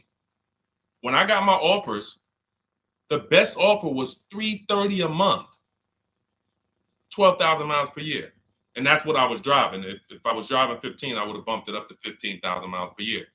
I got $330 a month. I went in there and I gave them $330 for that Jeep Grand Cherokee and I drove off. $35,000 vehicle. This is what I'm telling you guys. This is what is called deal structure. If your deal is not on the right foundation, if you buy, but you should have leased, you're overpaying by thousands and thousands of dollars. And you're going to have subpar vehicles with that run out of warranty, and you're going to have the same payment. You're going to have higher payments. I need you out of these two categories. I need you in one of these two categories. I'm either going to keep my vehicle long enough to beat depreciation, 8 years or more, or I'm shopping for a below market lease. I'm not going to be stuck in the middle no more, buying vehicles and then selling them while they still have a loan on them, negative equity and all of this stuff. This is paramount. Okay, the buying versus leasing thing. I need most of you to put this to bed today. And I think I'm one of the only people that goes into buying versus leasing by the numbers. It's not opinion based. It's not, oh, I think you should lease if you're depending on the car here. It doesn't matter the car. Doesn't matter the car. You can see Teddy's, let's show Teddy's luxury. Teddy got a BMW. Doesn't matter. He wasn't going to keep it 10 years. Look, goes on a BMW 2024 i4 M50. It's a $73,000 vehicle, $856 a month. $856 a month. Look, he said the dealer's initial offer came in at $937 using the counter offer calculator. Using the counter offer calculator, he counted at $829, $856. If you just jumped on the broadcast, I showed you some of the calculators that I created that are in this book. In my book, there's a reason it's 5-star rated. There's a reason people that you can go read what your peers say about that book. Get your copy for 75% off. It's in my TikTok bio. Click that picture of me. Click the link. Same thing on Instagram. Go to my bio. Click the link, and you'll see a button that activates a 75% off book. And if you're on YouTube or Facebook, it's in the comments section. 30 minutes only. Get your book so you can have access to all of this. Unless you just have an incredible memory and you can remember everything we talked about over the stream, but none of you can. I know none of you can. That's why, I couldn't even do it. It's just too much. We're talking about used car strategies, new car strategies, lease strategies. You guys, you're not gonna remember all of that. But anyway, let's go. All right, I think we got time for a few more. Go ahead, Dolan, keep it rolling. Make sure you guys screenshot the support page. As soon as you pay for your book, the book is on the thank you page. Remember that. I don't want you, I send you the book 2 ways. As soon as you pay, it says access your link below, open it. You can click it and save it right to your phone or computer right then and there. If you do not save it right then and there, make sure you screenshot the support page or use the support email that's scrolling through the screen. This is not for questions. Do not send me general car questions here. I don't answer questions by email. That is strictly for those of you who have your book and you're like, or you paid for the book and you're like, okay, where is it? It's usually because the email was wrong. That's okay. Hit that support email so that my team could send you the link out so that you can have your book today and start digging into it and using it. Even if you're not shopping right now, you can still map a plan out. Go ahead, Dolan, shoot the next question up.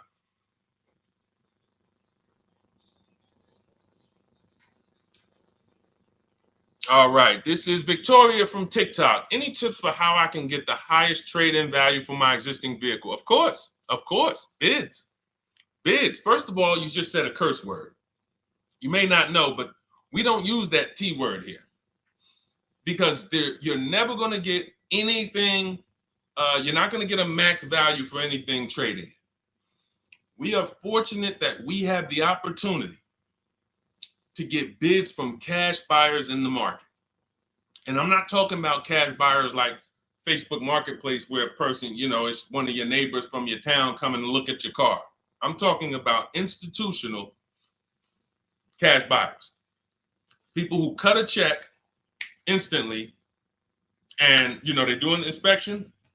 That Jeep Grand Cherokee I sold to CarMax, they were the highest bidder 3 years ago during the pandemic. I'm not going to tell you what I made because those values don't exist anymore. So it just doesn't even make sense. But, those of you who were watching my videos earlier 3 years ago or using my tips, you guys cashed out and made ridiculous money. When corporations were trying to make money on people, we made money too. But CarMax won the bid. I went down there. They did an inspection on the vehicle. They came back. Accounting department came, cut me a check. I walked away with a check. That's it. You don't want to trade. You want to sell. You want to break your not even break your transactions. I need you, Victoria, to realize there are three transactions in a car deal. Who you're going to sell your car to That's one. Who you're going to buy your car from. That's another. Who you're going to get your loan from. That's the third one. Now, you're not always cash buyers. Deshone, I pay cash. Then you don't need that. Deshone, I don't have a vehicle to replace. Then you don't need that. But how do we make sure we get the highest value or the biggest discount? Bids. Each one, we make the market bid. So what you should do right now, Victoria, this is step 2 in my book. After we decide whether we're going to buy or lease our next vehicle, that's step 1. Then we move to what is called the equity assessment. We need to find out, do we have equity or negative equity? Equity assessment. We call our bank. If we have a loan, we find out what our payoff is. Then we're going to go to CarMax.com. I'm going to give you the 6 companies. This is the equity assessment process. We do this for leases too. I don't know if we have time to go into that, but I'm sure there's people on here who didn't know you could sell a lease. Type a question mark if you didn't know. Deshone, what do you mean selling leases? I never heard of that before. Type a question mark if you didn't know you could sell leases. We have an equity assessment process for that too. But what you would do is you go to CarMax, Driveway, Carvana, Kelly's Blue Book Instant Cash Offer. This takes 20 minutes. Auto Nation, Sell My Car, and Car Gurus, Sell My Car. Car Gurus, Auto Nation, Kelly's Blue Book Instant Cash Offer, Driveway, Carvana, CarMax. 6 offers in 20 minutes. That's bids. See, everything we do is a bid. That's how we have peace of mind. We don't negotiate. We make people negotiate with each other. There's 2 schools of thought. I want to remodel my kitchen. I want to remodel my whole kitchen. I go in and I have 5 people come out to give me a quote. One of them comes in and I start negotiating with them. Hey, you got to take less. Hey, you got to take less. You got to take less. I don't know if it's a good price or not. But when I come in, the first person comes in, I say, hey, okay, great. Is this your best offer? I'm having a couple other people come by. Oh, okay. Okay, thanks a lot. Next offer? Oh, next offer? Oh, well, listen, look, I could beat that. Oh, I'll give you another 5,000 off. They're competing against each other. When someone knows you are shopping their competition, you're making them compete with each other. They're negotiating with each other, not with you. That's a bar. Type of exclamation point if you got that. When people know you're making them compete with their competition, they're negotiating with their competition, not with you. That's the power of bidding. That's why we got grandmothers and single mothers that can come in and do this. That's why we got people who can come in and do this. You know, how are people getting these prices? Not negotiating, because they're making people negotiate with each other to earn their business. They're making banks negotiate with each other to earn their business. It's a beautiful thing. Banks and dealerships depend on you not making them compete. They want to negotiate with you and try to make you imagine and make you think, well, that's the bottom. That's the bottom. And you think that's the bottom, but that's only their bottom. Their competition's bottom is different. Their competition's best interest rate is different. Their competition's best discount is different. And why is what we do so easy? Because we're right here in our houses. That's why our entire system, our company, my book, our mindset is called Cars from Home. Cars from Home. It encompasses everything we do. Cars from Home. So that's what you do, Victoria. First thing you do is you go to those 6 websites, get your 6 cash offers, and that's going to be higher than any dealer you would ever consider trading the car to. Guaranteed. And this also allows us to eliminate the fake emails we get. All of this stuff is computer generated. I know you guys get these emails. Hey, Deuce, great news. We need your 2016 Kia Optima. We have a customer looking for it. We'll pay you $2,000 over MSRP. Who's gotten those emails? We'll pay you $2,000 over Kelly's Blue Book. Who's gotten those emails? Deuce, the list is CarMax, Carvana, KBB Instant Cash Offer, Driveway, Auto Nation, and Car Gurus. Car Gurus. That's step 2 in my book, the equity assessment process. This is stuff we do before we start shopping. Decide whether we buy or lease is step 1. That's going to put our deal on the right foundation. Step 2 is the equity assessment. Everything we do is a path. It's a clear, easy path. Okay, so yeah, I forgot the question that I just asked, but let's go. I could already tell. See, I could tell when I'm winding down because y'all could tell stuff will start blurring to me. That's why I'm like, see, and if that happens to me, I know it happens to you. Like that's why I'm like, listen, grab your copy of Cars from Home. It's a digital book. You'll have it in your inbox in minutes. It has it's continued updates. I probably updated that book 5 times since we originally launched it. Added calculators to it. Those weren't in it originally. I've added the calculators. I'm committed to making stuff better without being like imagine this. Oh, well, you bought volume 1 of Cars from Home, but I just put a new tool in, guys. Now you're going to get volume 2. And now every time a website changes, you got to get volume 2 and volume 3. And 5 years from now, you're getting volume 9 each time. It's like, no, literally one-time cost. And I can't tell you if that'll be around forever. I can't tell you that. I can't tell you 3 years from now, I'm going to be giving free updates of the book. I don't know. But I know today, that's what it is. Everyone who gets their book, you get free updates as I update the book. Because there's value in that. There's value. I can send an email out to people every 3 years and ask them, hey, did you enjoy the book? They're going to say, hey, yeah. Well, here's the thing. My new version is this. There's value in that. It could just be $24. They're already a believer. Someone who used the book's already a believer. So they'd be like, yo, the new version, oh, I'm about to shop again. $24. I'll pay it again. It's the best money I ever spent. But for now, I'm not doing that. Those of you who have the book, you will get free updates, and we'll keep you on the list to make sure you always get free updates of the book. So your link for 75% off is in the YouTube comments. It's only good for 30 minutes. It's in the Facebook comments, and it's in my Instagram and TikTok bios. Click those links in my bio. Click the button that says 75% off my new book. Get there before the $97, before it goes back up to $97. And make sure you save the support email, guys. Screenshot the support email. It's scrolling across the bottom of the screen. If that book is not in your inbox in 5 minutes, I want you to email my support team. Make sure you check your spam.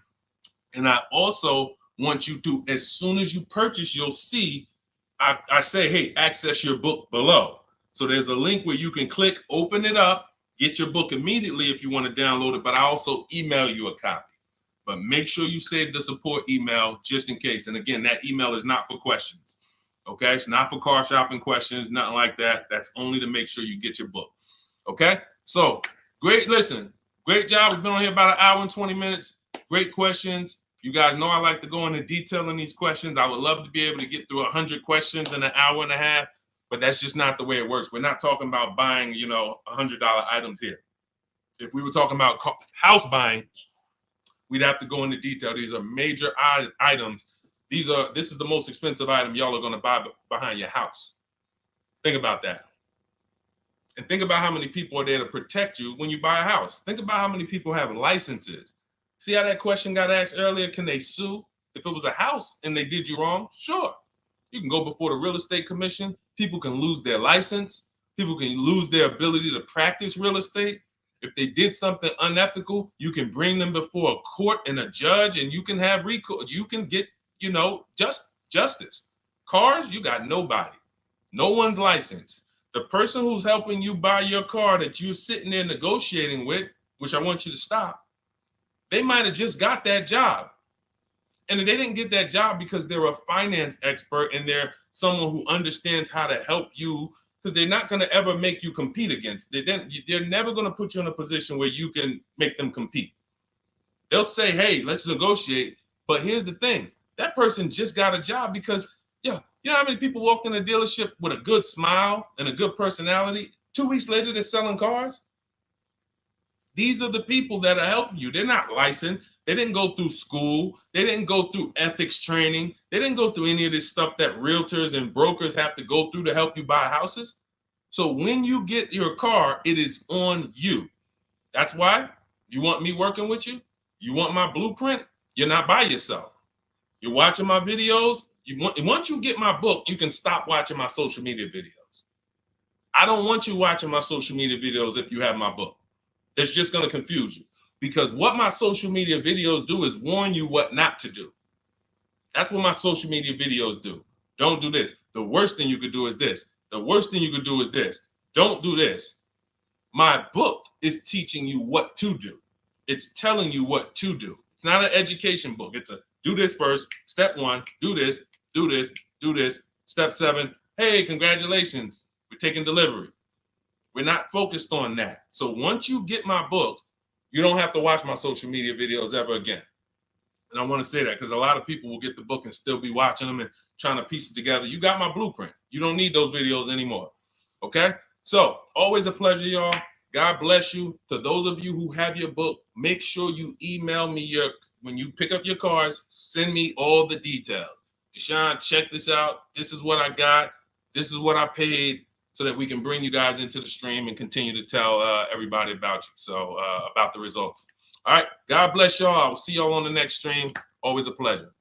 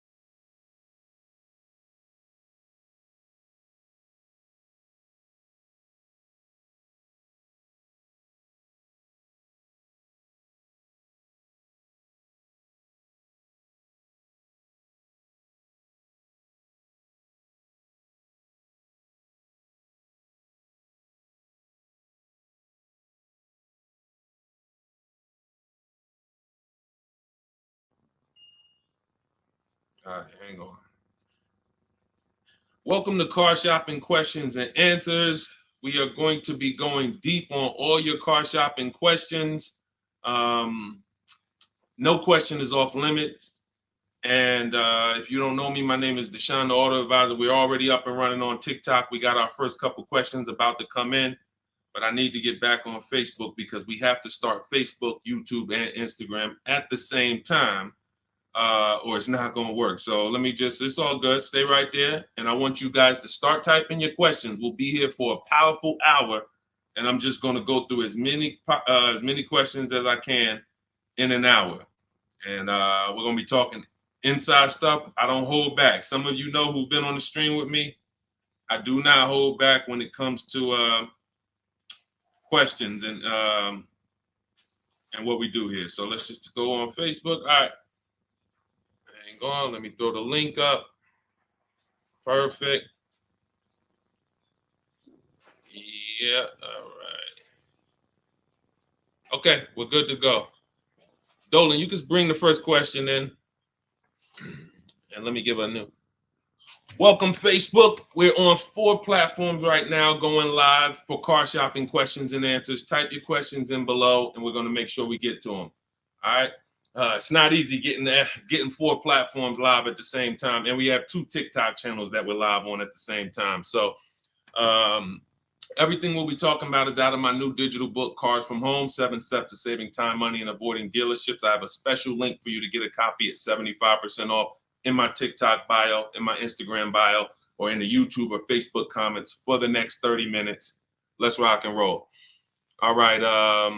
First question comes from Scott on TikTok. I'm trying to buy a new pickup truck in New Jersey. Not sure how to do it. Well, the first thing we want to do is decide whether we're going to buy or lease. If you're keeping this truck longer than 8 years, then you should be buying. Once you decide whether you're going to buy or lease, and that's how you're going to avoid depreciation.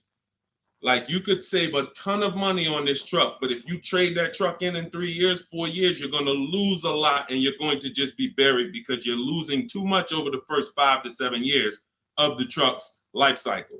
So if you're like Deshone, I'm keeping it more than 8 years, no need for me to think about leasing, all good. Now we're going to move to what we call the equity assessment. Do you have any vehicle that you own right now that you need to replace? Because there's a word that we don't use here. Some of you know who've been on the stream with us for a while. What's the word we do not use? Starts with a T. There's a word here. See, so, and I'm moving you through this process. So Scott, I want you to see this is a process. It's not we don't wing it here. So there's a word we don't use. You already decide whether you're going to buy or lease. Let's see. Does anybody know? We might have a lot of new people on here today. Thank you, Brenda. Trade in. Brenda got it. We don't trade in vehicles. Because again, when we start talking about getting all the money on our car deals, we got to realize something. We got to get all the money from each transaction. That means the car we have right now, if we don't get the most money for that, we lost money. The loan we may be getting, if we don't get the lowest interest rate, we lost money. And the car we're buying, if we don't get the best price, we lost money. So what we do is the equity assessment. Let me know if you have a vehicle you're going to be replacing. We would make sure we go online, we go to bidders, and we find out the highest bid we can get on our vehicles. Takes us 20 minutes. 6 major websites: CarMax, Driveway, Carvana, Kelly's Blue Book, Instant Cash Offer, Car Gurus, and AutoNation. These are people who are fighting tooth and nail every day to buy cars. So we get bids from them. Now, let's move in. Let's say you don't have a car to replace. Now, what do? Well, let's look at how we're going to pay for this truck. Are we going to, let me turn on airplane mode to make sure I don't get any interruptions. All right. How are we going to pay for this truck? Are we going to buy it cash? Or are we getting a loan? So if we're getting a loan, then we need to see, are there any special interest rates on this truck we're looking at? If there's 0%, if there's 1.99%, that eliminates us from needing to shop for a loan. That's called a subvented interest rate. No one's beating it. So when you guys see like Honda, if a vehicle you're shopping for has a 2.99% interest rate, 1.99, that eliminates us shopping. But there's one parameter we must look at in the fine print. What's the term? Is it for 3 years? Is it for 5 years? If they give us 0% for 3 years, a lot of people can't afford that payment. Interest is great. There's no interest. It's free money. But you got to be able to afford the payment based on the term. Then we move into looking at, is this a quality truck? It's a very important step. Let me tell you what happened. People used to buy Range Rover. When I worked at Mercedes, we had a Range Rover dealer right next door. People come and get a great deal on a Range Rover, come in, feel like, okay, I won. That truck's in the shop every 90 days. Every 3 months, lights going off, it's on a flatbed. We had people going in that dealership, literally. Maserati had a couple models, same thing. But there are domestic models too. There are import models. There are Japanese models too that have issues. So what we do is we do a quick search, takes us 5 minutes. Nothing that I'm talking about takes more than a couple minutes. In fact, our entire process to buy cars that I teach, my 7-step system, is 90 minutes to 2 hours. You can get the best, you can get below market deals on any vehicle in no more than 2 hours. So, but we can't get a below market deal and then find out we bought a bad vehicle. That means we lost. So whatever truck you're looking at, you would type that truck into Google and you would type, for example, 2024 Chevy Silverado, and you would type in initial quality. Initial quality, guys, is going to tell us what the data says about the vehicle in its first 90 days. That's initial quality reports. That means when people get it, all the owners, the thousands of owners that are buying this vehicle, what are they saying in the first 90 days? Are they saying the electric, are they saying it's hard to manage? It's too complex, there's issues. Initial quality we look at and we skim Google to see if we see any red flag articles. Then we switch initial quality to reliability. Reliability is what are people saying the first 3 years? Does this vehicle have a history in the first 3 years of having issues? Maserati owners who was buying these Ghiblis and buying things back in the day, the Quattroportes that were having issues, they would have saw that. And they would have made a decision not to buy those vehicles. These things, this 5-minute exercise prevents you from nightmare ownership experiences. Paying less than everyone is one part of this deal, guys, of what I want you to get. That's one part of it. Getting a quality vehicle is the other side. And you can't have one without the other. Great price, not a quality vehicle, we lost. Quality vehicle, we paid market value or above market value, we lost. So we need to get both.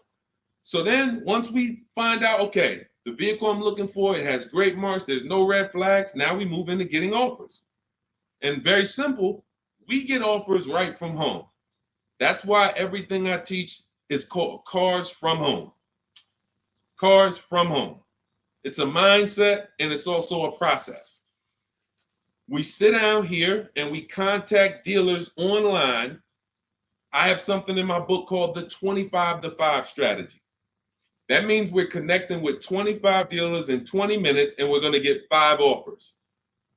It is important that you must get 5 offers because 4 of them are going to be overpriced. I can guarantee you that. Right now I've worked with 2,200 people personally around the country, and we have about 9,000, approaching 10,000 people that have my digital book Cars from Home in their hand in the last 4 months. So when we look at the data, not to mention I shop myself, you know what I'm saying? I've used this. I know you may think every dealer has the same price. They're all different. They're all different. That's why your best deal, and pay attention to what I'm about to say. In fact, hit the share button if you're locked in. Share this with one friend because one friend might be out there shopping right now, overpaying. All right. Oftentimes, the dealers that are the closest to you are not going to give you the best offer because they think they own you. I'm going to say that again. When a dealer sees your zip code come in, when I was in the dealer, we used to get we call them leads. Anyone that sells, you know the term leads. When we see that the zip code is a zip code that is right here, 5 minutes away, 10 minutes away, 20 minutes away, there's a mindset there that this person is not going to shop. So they're not going to give you your best offer in many cases. What you're going to get is an overpriced offer, and you won't see it until you learn to speak to dealers that are a little further away from you. Now, if you're doing it my way, you're using my book, you get your copy for 75% off. You won't pay the $97 price. I have email scripts in there. We don't talk. You use these email scripts when you're buying new cars and leases. We have a different process for used cars, but we still don't talk.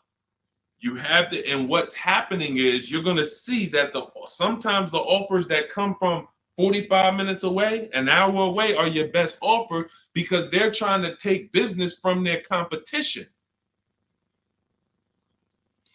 Some of these smaller dealers as well who don't have the foot traffic, they're not getting 100 people coming in on a weekend. They have to depend on strategically winning business. They're using the internet to reach out and connect with people that are far away from them, and they're beating their competition. But if you're programmed to go right into your local dealer, you're never going to get their prices. Type a $ if y'all are following. Type a $ if you're following what I'm saying right now. Type a $ if you're locked in right now. Type a $ if you care about your money and you're like, you know what? We're going to unlearn all the things that we were programmed to do. I'm going to tell you here's how we know we were programmed. And if I wasn't in the car business, I'd be just like y'all. That's why it's my mission to teach. You know how we know we were programmed? We never learned to buy cars. We were indoctrinated in a way of buying cars. We didn't consciously make a decision, approached it and said, this is how I'm going to buy cars. We were indoctrinated into how people buy cars, and that's what makes the dealer principals in these dealer groups, Fortune 500 companies that trade on Wall Street and make billions of dollars, because they have a predictable way that they serve the customer. It's not for the customer's benefit, it's for profit. So when you start doing this, and Scott, I just gave you the first 5 steps of our process. When you start doing this, you're going to see that the same people who you thought really liked you, Charlie down at the dealership that he sold cars to you, your parents. When you start making Charlie compete, you're going to see Charlie wasn't really for you. You're going to see that. The same person who, man, we always bought cars from him, but when you start making them compete, things change. Things change dramatically. And that's going to reveal to you, oh man, Charlie, how long you been overcharging me then? How long? See, because one dealer's best offer is not another dealer's best offer. So it's not like Charlie's lying. When he says to you, hey, listen, Ashley, listen, Miss Whittington, I can't do any better than this. This is our best offer. He may not be lying, especially, you shouldn't be there, but we do this, we never talk numbers in a dealership. But once they say that's our best offer, that's their best offer. When you hear from another dealer online, it's a different best offer. Another dealer online, it's a different best offer. And then you start saying to yourself, okay, I just need to find a dealer whose best offer is the lowest among everybody. But we can't stick with one dealer, because you'll never see how much you're overpaying by dealing with one dealer. So that's the process, Scott. That's the start. If you embrace that mindset, you're going to win every time. My 2 favorite words are multiple offers. You want to protect yourself from overpaying on anything. I don't care if you're getting your house renovated, multiple offers.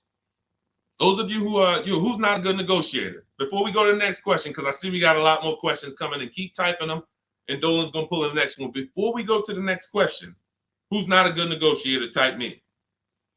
Not a good negotiator. I know we got some negotiators on here. We got a good amount of people, but who's not? You just don't like it. You're either not good at it. You don't like confrontation. It's just not your thing. Who'll be honest and let us know. It's not your thing. Okay, I see you, Brenda. Okay. All right, I see you, Tony. Okay. I see you. Let's go. Okay, we got a bunch of negotiators. Okay, I see you, Michelle. Okay, they're coming in now. Okay. Multiple offers is, you never have to be a great negotiator. If you embrace multiple offers, you never need to be a great negotiator, because what happens when you start getting multiple offers, you're not negotiating with the person trying to sell you something. You're making them negotiate with the other people trying to sell you stuff. Big difference. When you negotiate one-to-one, you're negotiating with a person. When you make other people get bids and you get multiple offers, now those people are negotiating with each other to win your business. That's how we have deals. That's how we have people like Danielle here, who she got her Audi. She's paying a ridiculously low payment, $550 a month, $44,000 vehicle, no money down. That's how somebody like Sean saves 20 grand off of his F-150 Lightning here. Wrote me in. Now pay attention. Pay attention to what I'm about to tell you about Sean's deal. What's so important is he saved 20 grand, 21,000 off his new F-150 Lightning. But here's the big thing. When I asked him about the deal, I want to find his post. He said to me, no other dealer, I want you to see this. He has shopped locally. Where are we? I think this is it. Okay, hang on. Okay, I'll tell you what he said. He had to go 150 miles out to get that deal. He had to go 150 miles out to get that deal. So what you're going to see from most people who learn from me, and you'll be this way too, you're driving an hour to pick up your vehicle, but it's a great drive because you know the money you saved. You don't mind driving an hour to pick up your new vehicle when you know that I'm saving $5,000 on this hour-long trip. All those other dealers close to me that felt like they owe me, none of them wanted to make me this offer. But this one deal over here, He's beating them by $5,000. I remember this young lady in California. She was buying a Volvo, and she had to fly. She called me. She said, Southern California dealer made me the best offer. They beat my highest offer in Northern California by $4,000. All the offers I got, the best one in Northern California, this dealer in Southern California beat it by $4,000. I said, so what you gonna do? She said, I just got the plane ticket. It was $70. I said, that's what I would have did. So we have to go to where we're saving the money, y'all. This is a one-time thing. You buy your vehicle from who's making you the best offer. You service your vehicle from where it's most convenient. Two big differences. All right, go ahead, Dolan. Shoot the next one up. Everyone who just jumped on, this entire stream is sponsored by my new digital book. It's called Cars from Home, 7 Steps to Saving Time, Money, and Avoiding Dealerships. It's already 5-star rated. You can Google it. For the next 30 minutes, you can get your copy for 75% off. It's my entire blueprint of leasing step-by-step, getting below market leases, getting below market purchases, getting below market pre-owned deals step-by-step, making banks bid for our business step-by-step. Now, 30 minutes only. After 30 minutes, the price goes back up to $97. So you can click the link in my TikTok bio, click that picture of me, or click the link in my Instagram bio, and come back to the broadcast after you get your book. As soon as you pay on that thank you page, I want you to screenshot that. There's a link to open the book right there. So not only will I email you a copy, on the thank you page, you click a link and that book is right there too. So, and then for those of you on YouTube or Facebook, we have the link showing below, link in the comments for you. And Facebook, you guys will see the floating link. So 30 minutes, get your copy. You won't pay the $97 price. You'll get yours for $24. And you have everything step by step. You won't have to remember any of this or watch my social media videos anymore. Okay. Scott says, just wondering if you've heard of the Ford Flex Buy program, and if so, what are your thoughts? Well, let me do a little research on this. Hang on, because we can find out if this is going to be good for you or not. Let me tell you how easy it is when you figure this, Scott. When you grab this mindset, when you unlearn this. Hold on, they're saying they couldn't hear me on TikTok. Okay. Well, as long as you could, well, I know you guys can hear me here. We're on 2 TikTok channels right now. So let me see here. I'm pretty sure. Give me a before we hit this question. Let me make sure. Can you guys hear me on TikTok right now? Type yes. If we don't want to continue, people can't hear us. So let me know. But I see these are the people I love right here. I love people who say, I'm going to get to it. Hopped off of TikTok, because we're on 2 TikTok channels and now on Facebook. She said, I'm getting to this information. I don't care if I got a skim platform. I love it. Okay, so we're good. It must be just this one TikTok channel then that we're having issues with. So it's all good. Let me close this one out, and then we'll keep it moving. Okay, so this is how easy it is to find out if something's worth it or not. Does it make people compete for my business, or does it try to lock me into something? The competition is what saves us money, which is why none of these websites you're ever going to see is going to create competition. I'll tell you about the used car websites. They're not creating competition. I'll tell you that. See, I don't want to skip this, but let's check this Flex Buy program. And then, if we have time, I'll explain to you why those used car marketplaces we shop on, it's not competition. They're trying to sell you on variety. But let's check the Flex Buy program and let's see how this works. Okay, so what is Flex Buy? Flex Buy is a unique payment plan for qualified buyers. Ford Flex Buy program payments start out lower, gradually get higher after 36 months. The Ford Flex Buy program takes the rate on a 60-month traditional loan and extends that rate to 66 months. The first 36 months of the loan, the payment will be lower as compared to the 60-month payment. The last 30 months of the loan, the payment will be higher than the first 36-month payment. Although every reasonable effort has been made to ensure the accuracy of the information. Okay, hold on.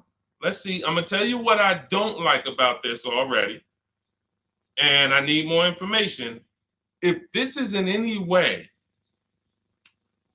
adjusting to the market rate.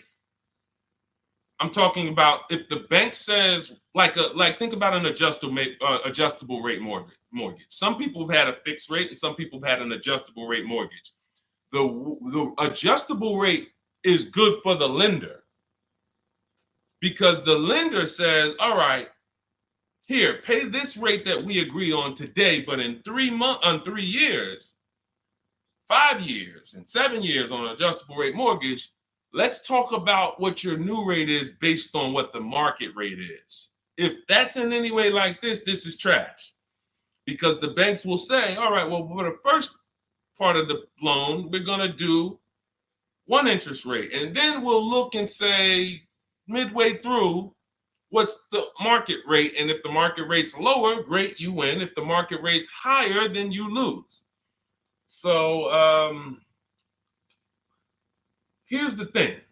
When we're getting loans, I'm getting ready to explain something to you guys called the bank bidding war. There's so much money in loans, it's ridiculous. That's why there's people who want to loan you money to buy cars. They don't even sell cars. And could y'all keep tapping the screen on TikTok and running those likes up? Can we get to 1,000 likes real quick? Every time y'all tap the screen, y'all run the likes up and y'all actually help TikTok bring more people over here that need to be here. So I appreciate everybody. And thank you to everyone who hits the like button. I appreciate you. It does matter. Now, the credit bureaus in the United States allow you to do something called rate shopping.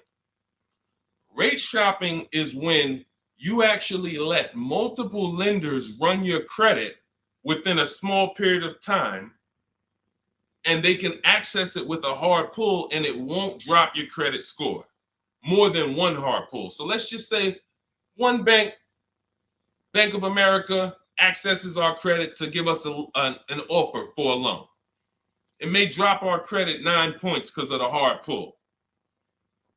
If we shop within the rate window, we can have 50 banks and credit unions run our credit, and it's going to affect it the same 9 points. That's called the rate window. I haven't heard anyone talk about this. I've been talking about this for literally over 2 years. I think I have a couple big videos that you guys have shared, watched, that talk about how to do this. When you are getting your offers from banks, you want to get them after you've already found your best deal on your car. Because once you get your best deal on your car, you have everything you need now to go to the bank or go online, call the bank and get an offer. Who's had a bank tell them when they call for some type of offer, the bank tells you, well, we need you to have a car first. Who's had that happen? You call and you're coming and you're shopping you're trying to get a pre-approval or something like that, and the bank tells you, well, we need what car are you buying? We need the car details. Well, that doesn't really make sense, right? I'm trying to get the offer so I could go get the car. But in the case of how we do it, we find our best deal on a car, then we come home and we let multiple banks and credit unions fight it out. Fight it out. Because I guarantee if this Flex Buy program doesn't allow you to shop for your rate and compare whatever rate they're going to offer to whatever rate you're going to get, you're going to lose with that program. And all they want you to do is see that, hey, well, we're going to give you flexible payments. They're trying to hook in people who just like, hey, that sounds good. Not realizing, well, if you just got an interest rate that was 2 points lower, your payment would be $40 less a month.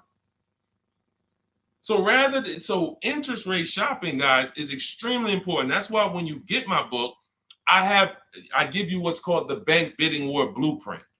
This is for you guys that are financing. I haven't added that to my book yet because I haven't had a chance to go in and restructure it. Every time I update the book, every time I come up with a new idea or a new website comes up, I update the book. I don't charge you for that. So websites go out of business. Vroom went out of business earlier this year. Websites go out of business. I'm not going to charge you for each time something changes because we use an online program. But what I did was when you get your book, you get the book, Cars from Home, and then you get the Bank Bidding War Blueprint. All this is the strategies we use to make banks and credit unions bid. I need you guys making people bid for your own sake, for your confidence, for your empowerment, for your experience. You're going to feel like I'm the prize. I'm spending $50,000 here. Why the heck am I begging people to sell me a car? Who's ever felt like they're begging people? Come on, can you take off another 1,000? Come on, can you drop it by $50 a month? Come on. You're begging people. Meanwhile, this is a 5-figure transaction. So when you flip the tables like we've been doing, like all of the people, if you're on Instagram or if you're on YouTube, you can see all of these people. You can see Zafrina, you can see Jared. Look at all these deals. People posting their numbers. Teddy, Rosalie. How does Rosalie get a 65? How much is this vehicle? How much? How does Rosalie get a $60,000 vehicle at $592 a month with no money down? How does she lease that vehicle at $592 when the same daggone Infinity advertisements we see say, hey, come put $5,000 down plus tax and you can pay that price? She did it with no money down. How? Bids. Okay? Bids. All right. Scott, if the program doesn't make people bid, it's no good. I don't care if it's flex buy, X buy, friends and family. If it's not making people bid, it's trash. It's for them, not us. Okay? I think I beat that horse down. So we can go to the next question now. Go ahead, Dolan. Remember, everybody, you have 30 minutes to get your copy for 75% off. Make sure you save my support email just in case you type your email wrong. Sometimes the book doesn't end up in your inbox. Just hit support, send them an email. My team works 7 days a week. Hey, didn't get my book. They'll get your copy. We want the book in your inbox. We want you using it immediately. All right. This is Lorraine Celine. Thank you. I followed you in your advice on shopping for a used car, and I bought a 2007 Honda Accord at a great price. Thank you for your knowledge and advice. Amen. Congratulations. Enjoy it. Honda's a great vehicle. If you took the steps and made sure you were getting a good one, title, service records, accident history, a great Honda Accord is incredible. Even some of these vehicles, guys, long-term owners, some of you long-term owners, you need to understand which vehicles have the best longevity records. And Honda Accord is one of them. Congratulations, Lorraine. Enjoy it. God bless you. Go ahead, Dolan. Next one. Buying a Porsche Cayenne Coupe. Need help. Okay, well, you sound almost like Scott. We started with the process. How many years are you keeping the car? If I could find my, I don't have time to find it right now. I know why.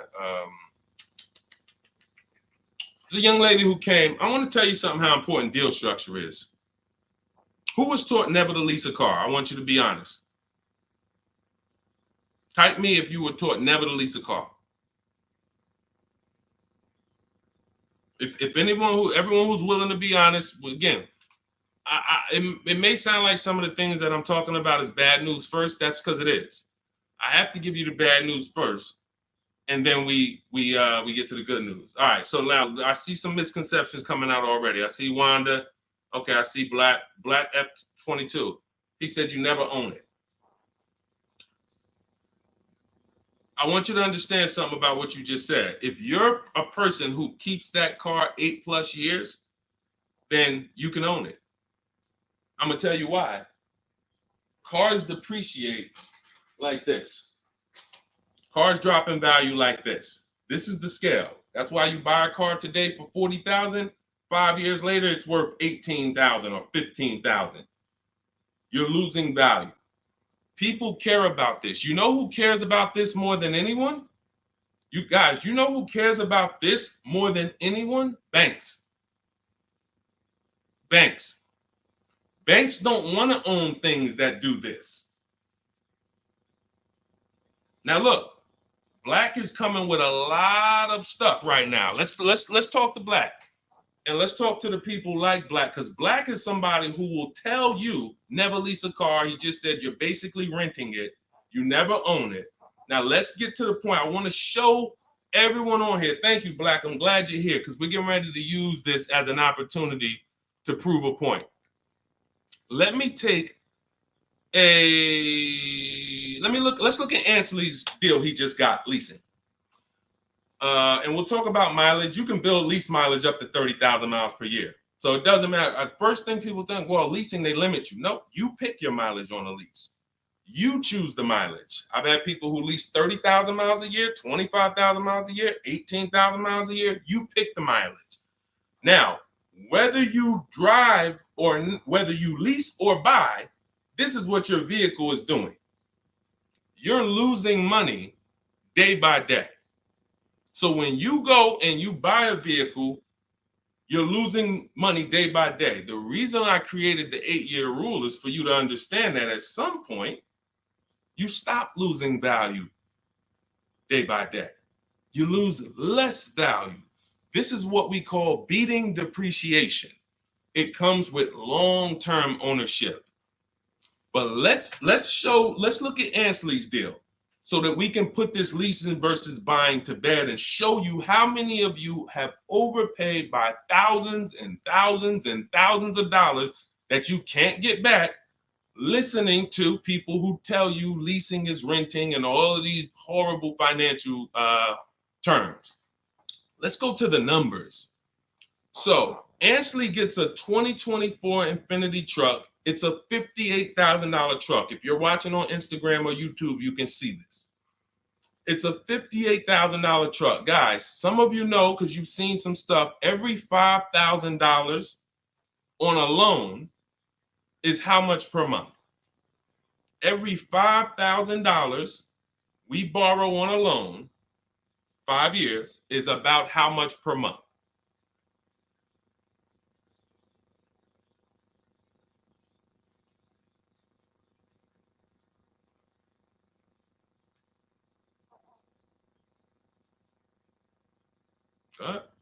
Anybody know?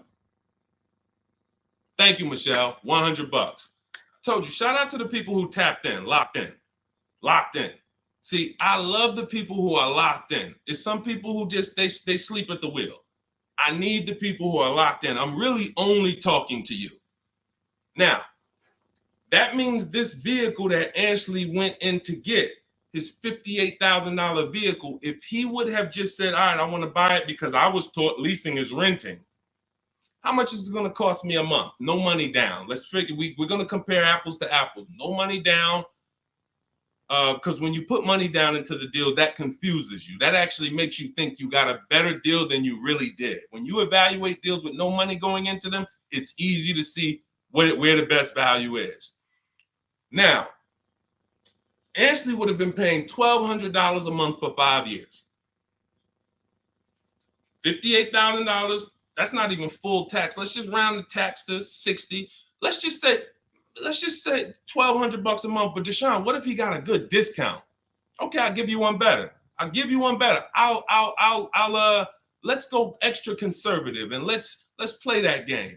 Let's pretend that he's using my strategies and he found out a way to save a huge amount of money off this brand new Infiniti. He's getting bids, he's using my strategy, but he's not leasing because he's been programmed not to lease. So he's not leasing, but he's going to get bids. Now he saves $10,000 off the price of this brand new vehicle. $10,000. So instead of financing 60, he's financing 50. What's his payment, everybody? What's his payment? We just said every 5,000 bucks is $100 a month. $50,000 vehicle, what's his payment? $1,000 a month. $1,000 a month. Okay? Now that's with a super discount. That's with a discount that's like anybody would be happy to save 10 grand. I'm proving the point here that you cannot get a good deal if you buy, but you should have leased. You lost. Big time. Now watch this. He's leasing and his payment is $554 a month. So now somebody like Black, somebody like Mickey over here that agrees with Black, they pull up in their Infiniti truck, right? And they pull up next to you. And y'all are both driving the exact same truck. And you look at them and you're like, hey, man, we got the same truck. Now they're going to say something to you like, yeah, you know, man, it's expensive though, man. It costs to drive this, right? And you're going to look at them and be like, oh, how much you paying? You know, I did a no money down deal. So I know I did all right. I did no money down, but I'm paying $1,000 per month for this. Oh, really? I did no money down too, but I'm paying $554. Wait, you? Yeah. Oh, yeah. I lease this. I drive it for 3 years, then I give it back. Oh, yeah, but I own this. I'm gonna own this in 5 years at $1,000 a month. This mine right here. Okay. All right. Listen. God bless you. Have a good enjoy, man. Enjoy. Now let's go one more scenario. Let's go to the person who says, Deshone, I don't buy you. I don't buy new though. I only buy used. Cool. Let's say you pull up in your new lease that you just got. And again, everyone shouldn't be leasing. That's why step 1 in my book is called the 8-year rule. It's the 8-year rule. If you are keeping vehicles at least 8 years, don't worry about leasing. You're going to beat depreciation. All of that money you're going to pay to own, all $1,000, all these high payments you're going to pay to own, all this cash that has to come out of your pocket to own, out of your bank account to own, it'll be worth it in the long run. At least 8 years though. And the longer the better. 10, 12, 15, you really want. But less than 8, losing big time. So let's say a person says, oh, I'm going to get a used version. So they find a 3-year-old Infiniti truck just like this, but so instead of paying $60 for it, let's say they find one for $30. Let's give them a good price, good mileage. They think, oh, I'm good. What's their payment, everybody? What's the payment? Come on, stay by the keyboard. I need y'all quick because we're teaching something here to people like Black. They might not get it. I pray that they do, but they might not get it. But the people who are locked in financially, the people who understand financial literacy are going to get this. If every $5,000 is $100 a month and they buy a pre-owned version for 30 grand, what's their payment? Thank you, Michelle. 600. 600. See, he said 500. So this is how I know he's struggling. And I'm not trying to beat you down, man. I'm just saying when you're talking about something you don't understand, it's better to ask questions, not make statements. So now, we pull up. You have your new lease. You got this same deal, $554 a month. He pulls up in his 3-year-old version that has probably 1 year of warranty left. You both did a no money down deal. He looks at you and says, oh, wow, that's the new one, right? Yeah. This is the 2024. 2025.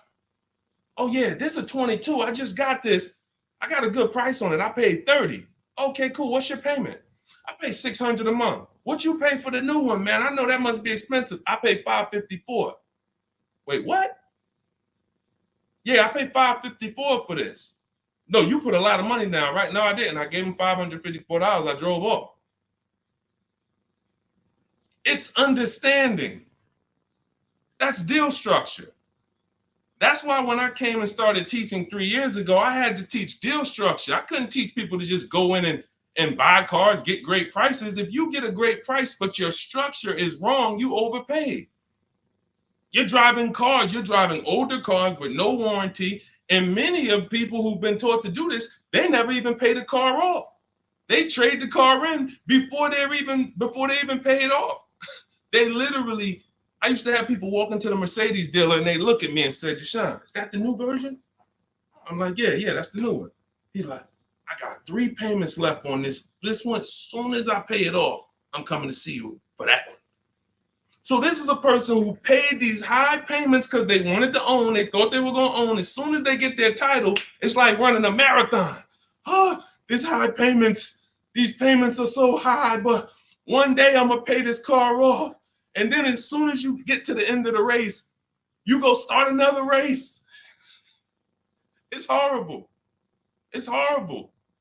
And so that's why we don't move into any other step before we get to the buy versus leasing. That's why it's step 1 in my book.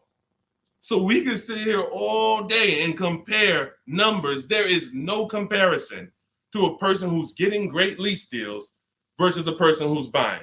It's not even close.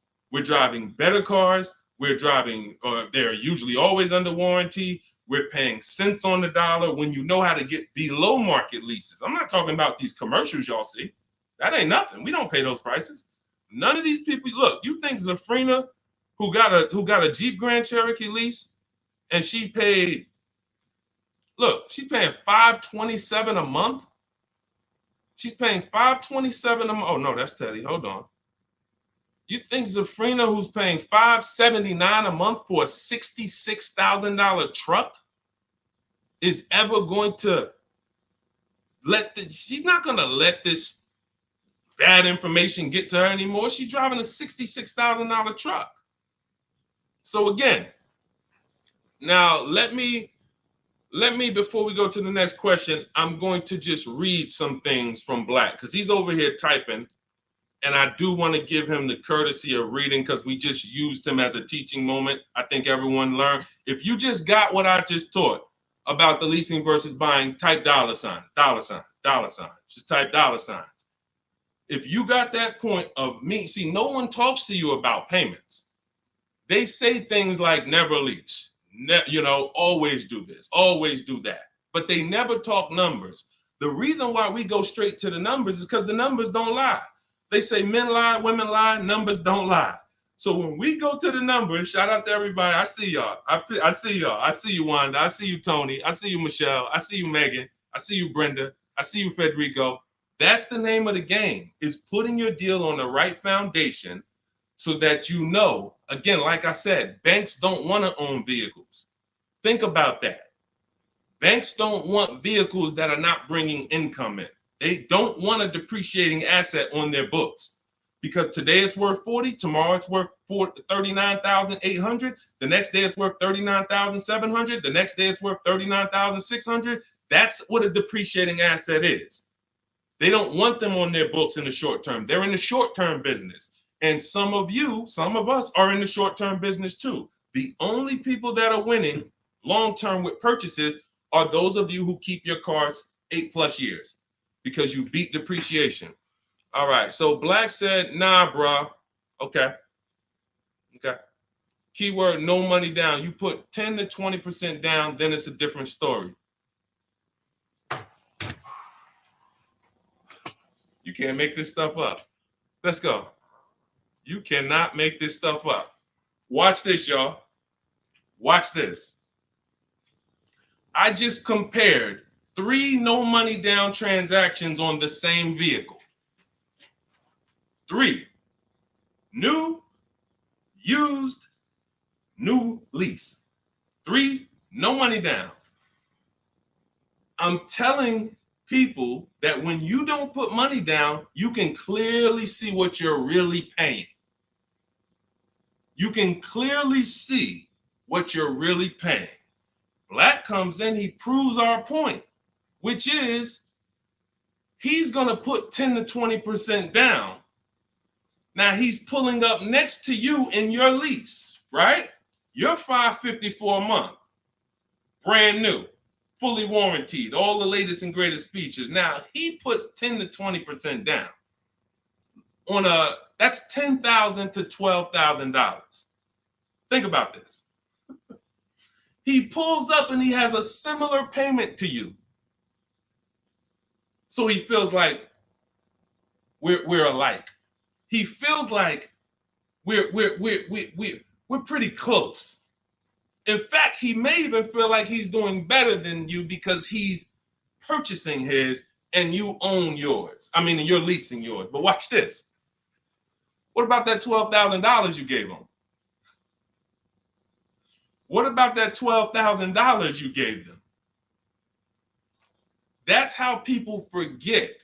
That's why everything in the Car From Home system, when you get the book, you're going to see everything is about shopping with zero down, looking at offers, and then choosing, do I want to put money down to lower my payment? Money down does not buy your deal.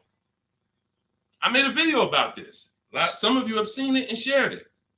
People who make a down payment and think they got a deal. You have a deal before you put your money down, or you don't have a deal. A deal means I shopped all my offers, and then I found the dealer who was going to discount the vehicle the most. Now, how do I want to pay for that? Do I want to get a loan? If I'm getting a loan, what do I want my payment to be? Now I'm going to manipulate my down payment based on what I want my payment to be. That has nothing to do with the deal I got, but somebody like Black or people who move like him, hopefully we can help you get over these mindsets. But you have some very, very strong convictions, and what you're confidently incorrect. That's dangerous. It's dangerous to be confident and incorrect. Dangerous to yourself and your family and your friends who will listen to this. If you are putting money into deals and thinking that you got a deal because your payment ended up being affordable, you in no way can win. First of all, you're letting the dealer manipulate two things: the price of the car they're selling you and the interest rate that you're getting from them exclusively. If you were even just separating, if you were just separating your loan from your interest, from the purchase, you would see that that's a losing strategy. You can't compare a person who's driving a brand new vehicle, paying a low payment, to a person who's paying the same payment, but gave the dealer $12,000 to get to that payment.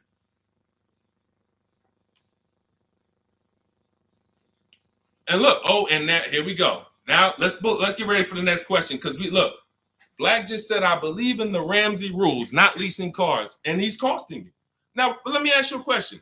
How many years are you keeping your cars, Black, on average? And let's just move on from there. We've given you enough, and you've been great. You have been great. I think we have all learned. You've given me a lot of things to be able to teach the audience who's willing to learn, but there is in no way, shape, or form. 3 to 4 years, my man, you are losing like crazy. Look, he's buying cars like this and flipping them. He's buying cars like this and flipping them, coming back. You're spending so much money that I can't even get it across to you because you're not in a posture to learn. You are literally buying cars in their deepest state of depreciation because somebody told you don't lease. You listen to them. You buy the car here. It's worth 40 the day you buy it. You come back in 3 to 4 years to get a new one. They give you 20 for that car. You spent 20 grand. You lost 20 grand in depreciation in 3 years. And you just keep doing that because somebody told you never lease cars and you listen to them.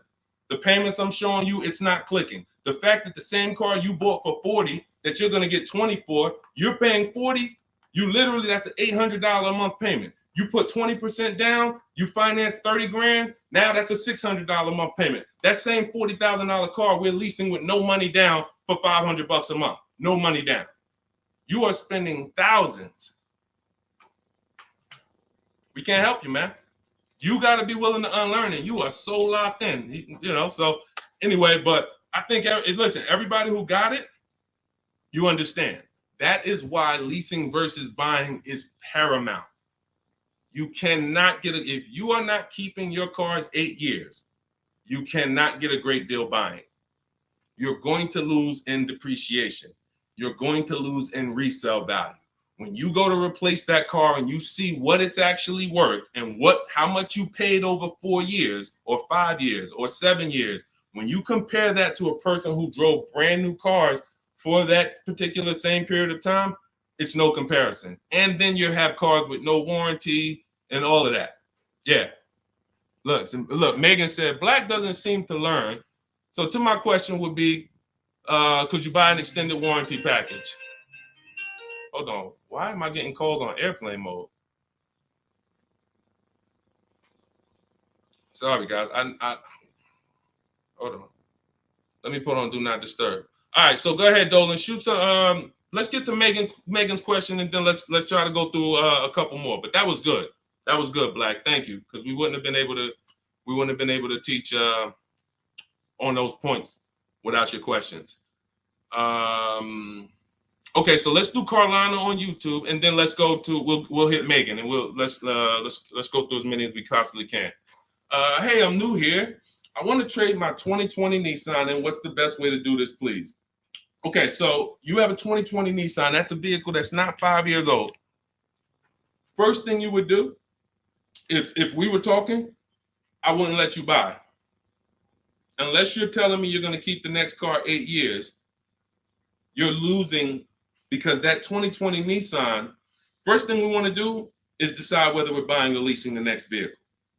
And as we just said, if you're not keeping the next vehicle 8 years, you should be shopping for below market leases. Then you want to now see what is the most money you can get for that Nissan. We don't depend on a dealer to tell us. You're going to go to these 6 websites. These are 6 websites. You do this in 15 minutes. You're going to find out what that vehicle is truly worth. You find out what your vehicle is worth with offers, not with anything else. Offers. So go to CarMax, driveway. You know, write this down. I told you, stay locked in because we do dialogue here. It's not just me talking. Unless you got a notepad, you got to stay locked in and ready. We're going to go to CarMax. We're going to go to driveway. We're going to go to Carvana. We're going to go to KBB Instant Cash Offer. These are all offer sites. These are people you walk in, they do an inspection, they cut you a check, you're out of there in an hour with a check. They're not trying to sell your car, they just want to buy your car. Driveway, Carvana, CarMax, KBB Instant Cash Offer, Car Gurus, and AutoNation. 6 offers, 6 bids. That's going to tell you what your vehicle is worth, and that's going to tell you if you have equity or negative equity. Equity or negative equity. Okay? So that's the first thing you need to do. First 2 things is ask yourself, how many years are you keeping the next car?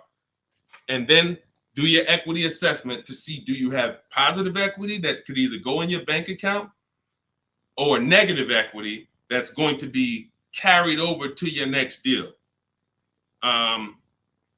So that's the first step. Okay, do that first. Now, here's the beautiful thing. When I was at the dealer, I would have people who walked in as soon as I asked them how many years they were keeping the car.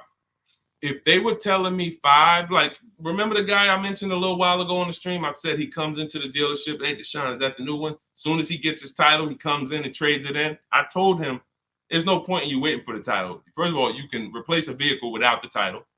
That's fine. But again, he was taught, hey, I got to wait for my title, and then I make a move. So he always has a payment.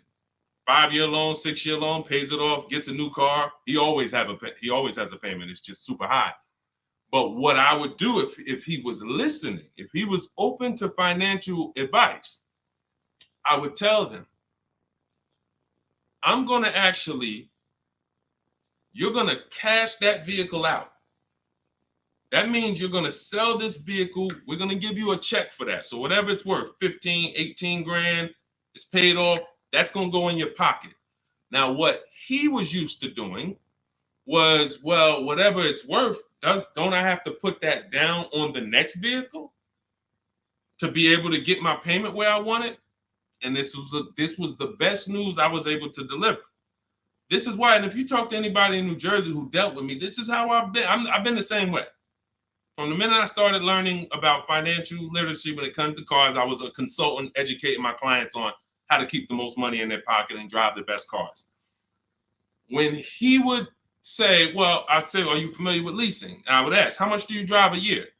And he would say, I think about, maybe 13, 14,000. I said, let's go look at your old vehicle. We look at your old vehicle. We see, okay, yeah, based on what's on the mileage now, you drive about 14,000 a year. Here's what we're going to do. Whatever your car is worth, you're going to put that in your bank account. Let me show you what a competitive lease would look like. I make him the offer. He's like, wait a minute. This is my payment? And I could drive as much as I want. I said, you could drive the same amount you've been driving. So I'm paying less than I was paying to own this thing? And you about to give me a check back for 12 grand, 15 grand? Yeah. This is what I want to do for the people who have been programmed that buying cars is how you should do it. Again, long-term owners, you should not be thinking about leasing. But here's how I know you need it in your tool belt, because your daughter may not be a long-term owner. Your spouse may not be a long-term owner. Your friend or whoever may not be a long-term owner. See, typically how you do things is how you teach other people to do things. So if you are keeping your cars 8, 9, 10, 12 years, you probably think everyone else is doing that. But your kids or your family members or your spouse, they may want to drive for 5 years and then they're like, all right, this stuff's starting to go wrong. You said the warranty is up and this got to cost $800 to fix, $400. Let's just go get a new one. Those are the people who don't have the values to keep a car long term, and you should not be buying cars for them. They should be shopping for, now, both cases you need below market deals. But it does not, but knowing how long you're going to keep the car is how you're going to beat depreciation. So all of this is in my digital book, guys. Everything I'm talking about on this stream is in my step-by-step book. A lot of what we talk about on these streams and in my social media videos is what not to do. My book is about what to do. It's like, do this, do this, do this, do this, steps, check it off the list. Next thing you know, you got below market deals from home. There's only 3 things we go into the dealership for: test drive, have our car appraised, and to pick up a car. We are not there to shop. We're not there to get numbers. We're not there to negotiate. We do all of this stuff from home. So for 30 minutes, if you visited the website already, you'll see the timer. 30 minutes, you can get 75% off your copy. It'll be in your inbox in literally seconds. And as soon as you pay, in my TikTok bio, in my Instagram bio, Facebook, we have a link floating for you. You guys should be able to see the link. And then Instagram, we have YouTube, we have a comment pinned for you guys. You'll have the book, but as soon as you pay, you're going to see the thank you page. It says screenshot this page. You'll see my support team email. Sometimes you type your email wrong. Contact support if the book is not in your inbox in literally 5-10 minutes.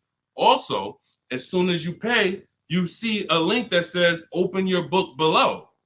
So there's 2 ways I'm delivering the book to you. Right there as soon as you buy, but I'm also emailing you a copy. But sometimes, we fat finger the keyboards and there's a letter off. So make sure you hold on to my support team's email and hit them up. Okay, good stuff. Get your copy. And listen, once that clock hits 0, the price is $97, which is still worth every penny. If I missed it, I go back and look. Knowing what I know, knowing what the people know, look at Tiffany. Look at Tiffany's deal. Look at Tiffany's deal. Matter of fact, let's show Vicky's deal. Look, thanks to your books and your methods, I was able to get my new lease for 2024 Volkswagen Atlas SE Peak Edition with the tech package for $175 per month less than my first quotes. I did it all online except for picking up the car. I put no money down other than my first month's payment and DMV, which is probably $200.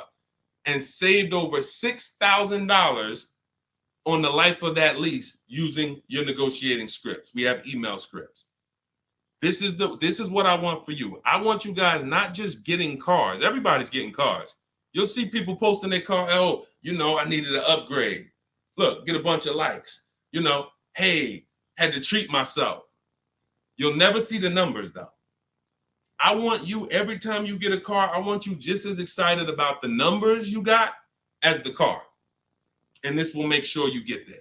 Go ahead, Dolan. Shoot the next one up. Okay, Brandon from TikTok. I've lifted the Denali truck. I owe $6,500 on it. It has 163,000 miles. It needs $3,500 worth of front end work. Should I fix it or trade it? I'm the only owner. I would make sure you get a second opinion on how much it's going to cost to fix. Lifted Denali is going to have a low resale value. But here's the thing. The cost of replacement is always more than the cost to fix. Always more. So if you got a truck, and again, your truck, you got a loan on it. You got a loan on it. 163,000 miles. I teach something, you shouldn't have a loan past the 10th birthday on a vehicle. Now you're going into a lot of risk. There's different boundaries we need to follow. But what I would do if I was you is I would make sure I'm not spending more than $3,500 unless I'm getting multiple mechanics to give me an offer. But I would see, what does it cost? What's the lowest I could pay to get this truck running? What if you pay $3,500 and it runs again for another 3-4 years? All day long. Because to get a new vehicle, $3,500 is coming out your house in probably 6-7 months. Which would you prefer? $3,500 one time and I could drive this thing for another 3 years, problem free? Or $7,000 or $10,000 a year that I'm going to pay to get a new truck. Keep the cost low when you can. All right. Listen, I'm going to jump off. Everybody, listen, we'll be back for another stream. We went deep today. I think we dug into stuff we've never dug into before. Thank you to Black for, bringing some information to us that allowed me to teach and help you guys unlearn. Everything you need is in my digital book, Cars from Home, 7 Steps to Saving Time, Money, and Avoiding Dealerships. Normally $97. It's 5-star rated. You can Google it. You can see all the reviews people wrote using it. But you won't pay $97 if you get to my TikTok bio or my Instagram bio before that 30-minute countdown expires. You'll get it for 75% off, which is $24. And on YouTube and Facebook, I have a comment pinned for you guys where you can get your copy for 75% off. Use it. Make sure you email me your success stories, and make sure you save my support team's email just in case you type your email wrong. Let's make sure my team gets you your book. All right. God bless you. Keep winning. Keep unlearning. I'll see y'all on the next one.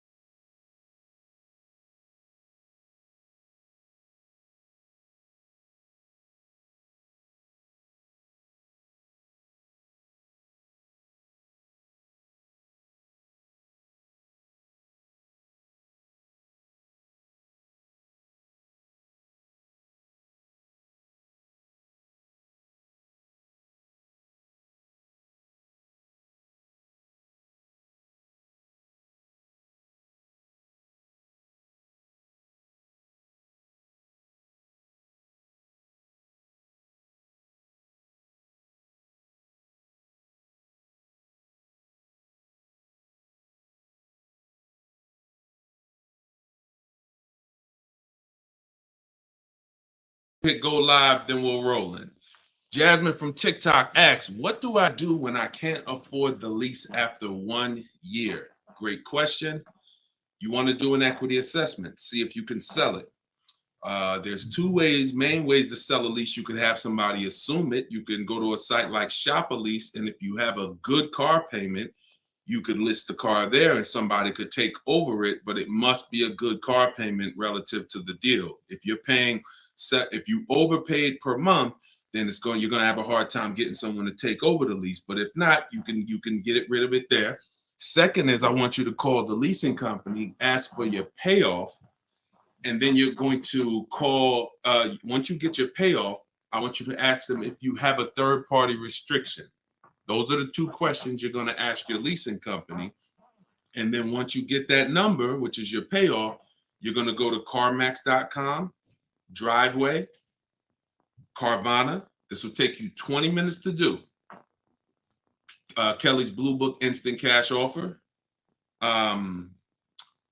AutoNation, Sell My Car, and Car Guru, Sell My Car. You want to get 6 offers. It's very important when you're on those sites. When they ask you, is your car owned, leased, or financed, put owned. That's going to tell you what the market value cash is for your car to get rid of it in a day. If it's greater or equal to your payoff, you can get out of it. If you have a third-party restriction, then you're going to need to take another step and you're going to sell to a local dealer. But you got to see where your equity position is first. Got to see where your equity position is first. All right, I'm going on and I'm sharing the broadcast, and then Dolan, you could queue up the next question. We're live on TikTok, Instagram, YouTube, and Facebook. So we are going to be taking questions from all platforms. The first one came from TikTok. We got a couple queued up on TikTok. So shoot the next one in, Dolan, and we'll get to it. All right, this is another one from TikTok. I have 2 payments left on my lease. What's my next step? Equity assessment. Who's returned a lease to a dealership, just dropped it off when it was done? You never assessed any equity. You didn't even know. Who didn't know that a lease could have equity that you could put in your pocket? It's not a guarantee, but many people all through the pandemic, we were showing them how to put $5,000, $10,000, $12,000 in equity in their pocket from the end of their lease. I sold my lease. End of my Jeep lease, I made $8,900. My mother made $10,200. Now that was when everything was worth 7 to 10 grand more than it's worth. That was when the market was once in a lifetime. But does not mean we will never return a lease without doing an equity assessment. If you've done it, I want you to raise your hand and say, you know what, I turned in my lease. If you ever just dropped it off, you can't do that again. You must know if you have equity, and you follow those steps that I just gave to Jasmine. I think that was Jasmine who asked the first question. That is what's called in my book in my process, that's the equity assessment. That is what you do. Everything I'm teaching you guys is from my new digital book, Car Shopping for People That Hate Car Shopping, 7 Steps to Saving Time, Money, and Avoiding Dealerships. So every question you ask, when I answer it, it's going to be out of one of those 7 steps. And the equity assessment is step 2. You must do that before you ever return a lease for the rest of your life. A lot of you gave back thousands of dollars to dealerships and you didn't realize you were doing it. They bought those cars, put that money in their bank account when it should have been in yours. Yep. All right. Go ahead. Shoot the next one up, Dolan. All right. All right. This one's from TikTok as well. Let's go. Facebook, type your questions in. YouTube, type your questions in. Instagram, type them in so we can get to you guys. Another one from TikTok. Thinking of trading a car for a newer model. Should I keep the car and just get the new one? It's a good question. What's the benefit of keeping the car? If you are a high mileage driver, then I would tell, let's just say you said, Deshone, I'm driving 20,000 miles. Who is then high mileage drivers? I want you to type HM. If you do over 20,000 miles per year, even 18,000 miles per year, just type HM. Regular driver, Jason, is what's the benefit of having 2 cars? It's on insurance. You're paying for one when you get your new car. I like to drive that car that I'm paying for. I don't want to be paying for a car and then I got this other car that I'm barely using. But if you are a high mileage driver, then I would tell you keep that car and get you another car. And but how many years are you keeping the car, Jason? How many years are you keeping this next car? Because depending on your answer, it's going to change my answer to you. So this car you're thinking about getting, how many years you see yourself keeping it? Let's start there. Come on and shout out to the sharers. I see y'all running the likes up on TikTok, and y'all keep tapping that screen. Just every couple minutes, throw a couple taps. It really helps the broadcast, and I appreciate everybody who's helping us get this message out. I really do. We couldn't do this without you. Let's see if maybe 5 years, then you should not be buying that car, Jason. You should be leasing. And I'm going to break this down for you really quick because some of you know the depreciation curve. And the rule of thumb is when we talk about the hidden money in your car deals, my job is not to just teach you, if you're willing to listen, how to save thousands of dollars by making dealers and banks bid on your business. That's how we make sure we get the best prices. You can't get the best price. You can't make the best deal if you buy, but you should have leased. It's impossible because the depreciation curve looks like this, y'all. If you buy a car today for $30,000 today, I give you a car. I'm gonna show you something. I want everybody stay close to your keyboard. I don't want to, when I ask you a question, type as quick as you can so we can keep the dialogue going. If I gave you a $30,000 car right now, put it outside your house, you don't drive it 1 mile, you don't even touch it. We go outside a year later, is it worth $30,000? You didn't drive it 1 mile. You said, Deshone, I don't need the car, but I'm leaving it here. It's yours. You don't drive it 1 mile. Is it worth $30,000? No. So that's your first intro into depreciation, the unseen expense. Let's go a little deeper. If you put 10,000 miles on it, it's worth less, right? If you put no money in it, if you put no mileage on it, it's already lost thousands. If you put 10,000 miles on it, it's worth less, right? High mileage driver, let's say you put 20,000, it's worth less, right? Now what you're seeing is the expense you've been taught not to see, which is depreciation. It has nothing to do with car payments. It has everything to do with that. We've heard people say, oh, cars are depreciating asset, cars are depreciating. What does that actually mean? I'm showing you what that means. I'm showing you what that means. When you're buying something that goes down in value, you have to look at when it's going down, when is it losing its most value, and your goal should be to avoid replacing it while it's losing the most value. How many of you have a car outside right now, outside your house? You've had it for at least 8 or 9 years. Type the number of years you've had it. If it's more than 8, don't type 3, don't type 5. For those of you who have a vehicle outside right now and it's been in your home, in your household for at least 8 years, I want you to type the number of years. All right, we got Jason 10, we got 13, we got 8, we got 20, we got 14. Okay, so we got 10. This is the leasing versus buying question, and there's nothing more important than this to the foundation of your deal. Because if you choose wrong, you cannot get a great deal. And if you're new to this, then lock in for the next 5 minutes, and you're going to understand why. The people, those of you who said, Deshone, wow, Jazzy's 20 years. The vehicle, the value of your vehicle right now, isn't it going to be about the same a year from now?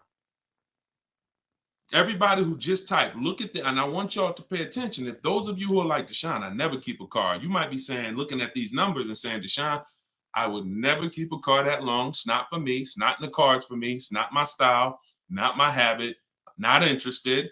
Perfect. Pay attention. 12, 20. So all of these people, your car will be worth next year about what it's worth right now. What does that mean? That means you have avoided the depreciation. You've won. The depreciation curve normally looks like this the first 5 to 7 years, but it starts to get like this the longer you keep the car. So now all of you who have answered, all of you who are watching them answer, their car depreciation curve looks like this now. It's not losing much value anymore. If you don't get to that level, there was no point in you buying the car because you're replacing it here. There's only 2 ways to go from to avoid this type of depreciation. Car was worth 30, now it's worth 10, 7 years later. It's only 2 ways to avoid that type of hit. One, you're going to keep it long term. If that's not you, you should be shopping for aggressive leases. Not these leases you see in the car, in the commercials. Come pay $4,000 down and all of that. These are not deals. Aggressive leases are below market prices, and they're pennies on the dollar compared to what you've been paying. You cannot win buying cars and switching them like this. That's why you always have negative equity. That's why you're always never happy with what you're getting for your car. You buy your car, you come back, look 3 years later, you see what it's worth. It's always disappointing because you're trying to literally get cash back out of something that is not designed to give you any value in the short term. Leasing or long-term ownership. That's why the first thing that I teach, it's called the most important question, is how many years you keep in the car. If it's not 8, then you should be leasing. It's not even a question. We'll go deeper on that throughout the show. Anyone who wants to know more about that, you keep asking, because once I open up that Pandora's box, it's like your mind is like, oh, but everything I heard about leasing, I heard it was bad. I heard you can't drive that much. I heard that yada, yada. They bill you for all of this stuff. All of those things, I'm going to help you unlearn, because unfortunately, the people who taught you that were confidently incorrect, which is dangerous. Confidently incorrect is you're dangerous to yourself and others. So, all right, so that's the key. That's the key, Jason, don't think about buying if you're not keeping 8 years. You're going to overspend. And we'll talk more about that throughout the broadcast. Feel free to ask follow-up questions. Go ahead, shoot the next one, and I'll go as deep on that subject as we need to for you to understand it. It'll give you some lease comparisons. You'll see what great leases look like, and you'll see how there are pennies on the dollar when you know how to get great lease deals. And that's the way you avoid the depreciation. Only 2 ways: great lease deals, long-term ownership, 8, 10, 15 years. That's it. 2, 3, 4, 5 years, you can't avoid the depreciation buying. You just can't. You're going to lose thousands every time. Go ahead, shoot the next one up, Dolan. We're keeping the questions coming in. We're live on all platforms, so just keep typing. I'm going to try to get through as many as I can. We got a lot of questions coming from TikTok. All right, let's go. Should I put money down on a lease that I'm about to turn in? That you're about to turn in. I'm gonna assume you meant, should I put money down on the lease that you're about to get? So check it out. Here's how you shop all your lease deals from now on. there's one thing that I never want you to say again. It's really two things, but in this subject, the other thing is trade. This is down payment. I want you to eliminate the words down payment from your vocabulary because it's been used as an opportunity to get more money out of you. Who's ever went in, thought you were making a car deal, you thought you were going to put maybe $1,500 down, and then somewhere down the lines, these hidden things come like, oh, well, you got the taxes and fees, and then you end up putting more down than you thought you were going to. Has anybody that ever happened to anybody? Hit the raise your hand emoji or just type me if you've experienced that. You thought you were going to be putting this down. You might have gotten to the finance office to sign the paperwork, and now you got to come up with another 500 or 1,000 or the taxes or the fees or whatever it is, right? So I spent 14 years in the car business. For those of you who don't know me, I've seen the way we call them the 80%. 80% of people shouldn't be in the car business. They're overpriced. They'll sell their grandmother the highest price car. It doesn't matter. They have no integrity, very little morals. We don't buy from them. What you need is to learn to avoid them, and you also need to learn to find the 20% who beats them all the time. So when you shop your car leases, you are always going to shop. You're no longer going to say down payment. You're going to say this: total out of pocket. Total out of pocket. See, total out of pocket means that's what I'm giving you and no more than that. You'll see the difference. Down payment can be, that's my down payment, but what about my taxes and what about, so that gets convoluted. When you start using, hey, I'm only doing this total out of pocket, it's hard for them to switch it up, especially when you're adamantly aware of what that means. This is all the money that I'm putting out of my pocket. You could also say do it signing, but total out of pocket is probably more of a universal term. You shop your leases with 12,000 miles. Now, who was taught they limit you on the lease miles? Who was taught they only give you 10,000 miles? Because this question from TikTok, the person's asking, should I put money down on a lease? So I want to tell you how you always want to shop your car deals with no money down. That's what's confusing you. What's confusing you is when they mix the down payment and start throwing monthly payments, you are now not aware of what you're truly paying for the car, what you're truly getting.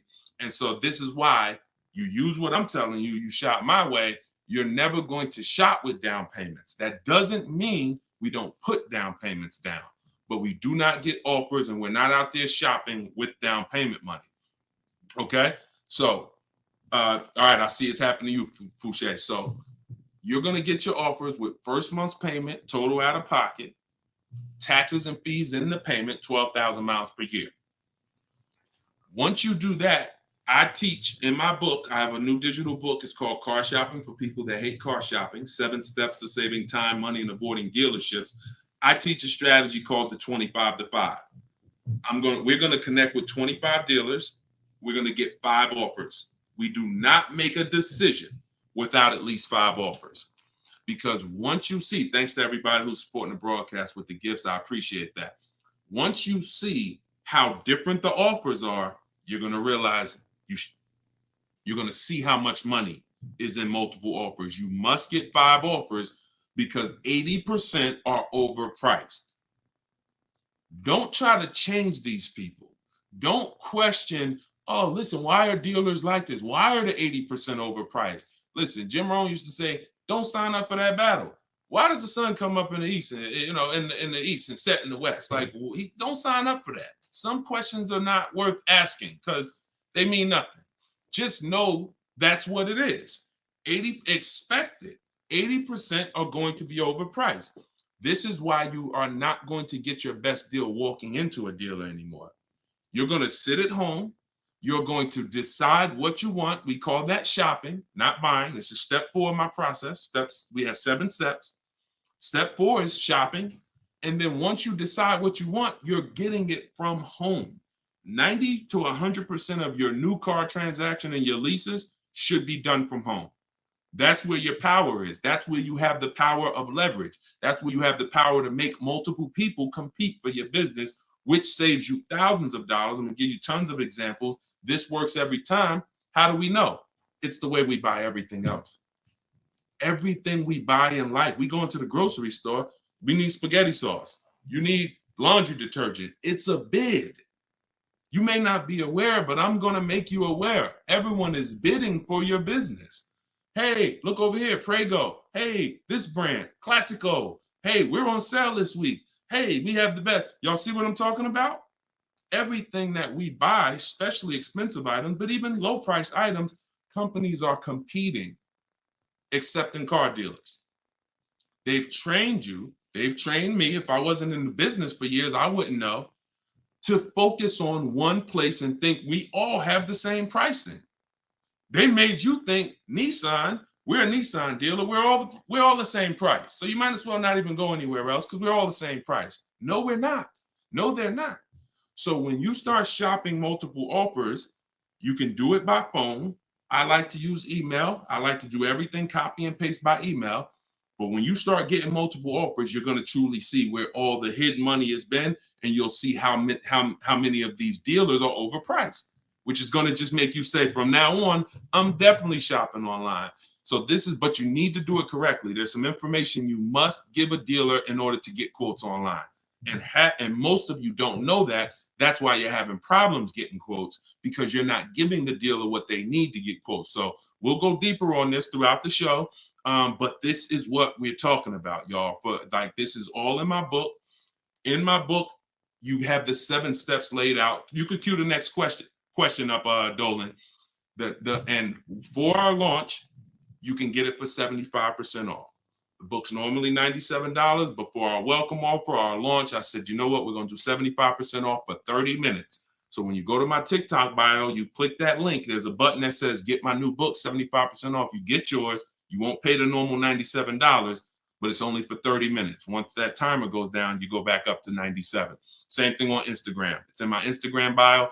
And then we're going to put the link here for you guys here on Facebook and YouTube. All right, go ahead. This one's from Instagram.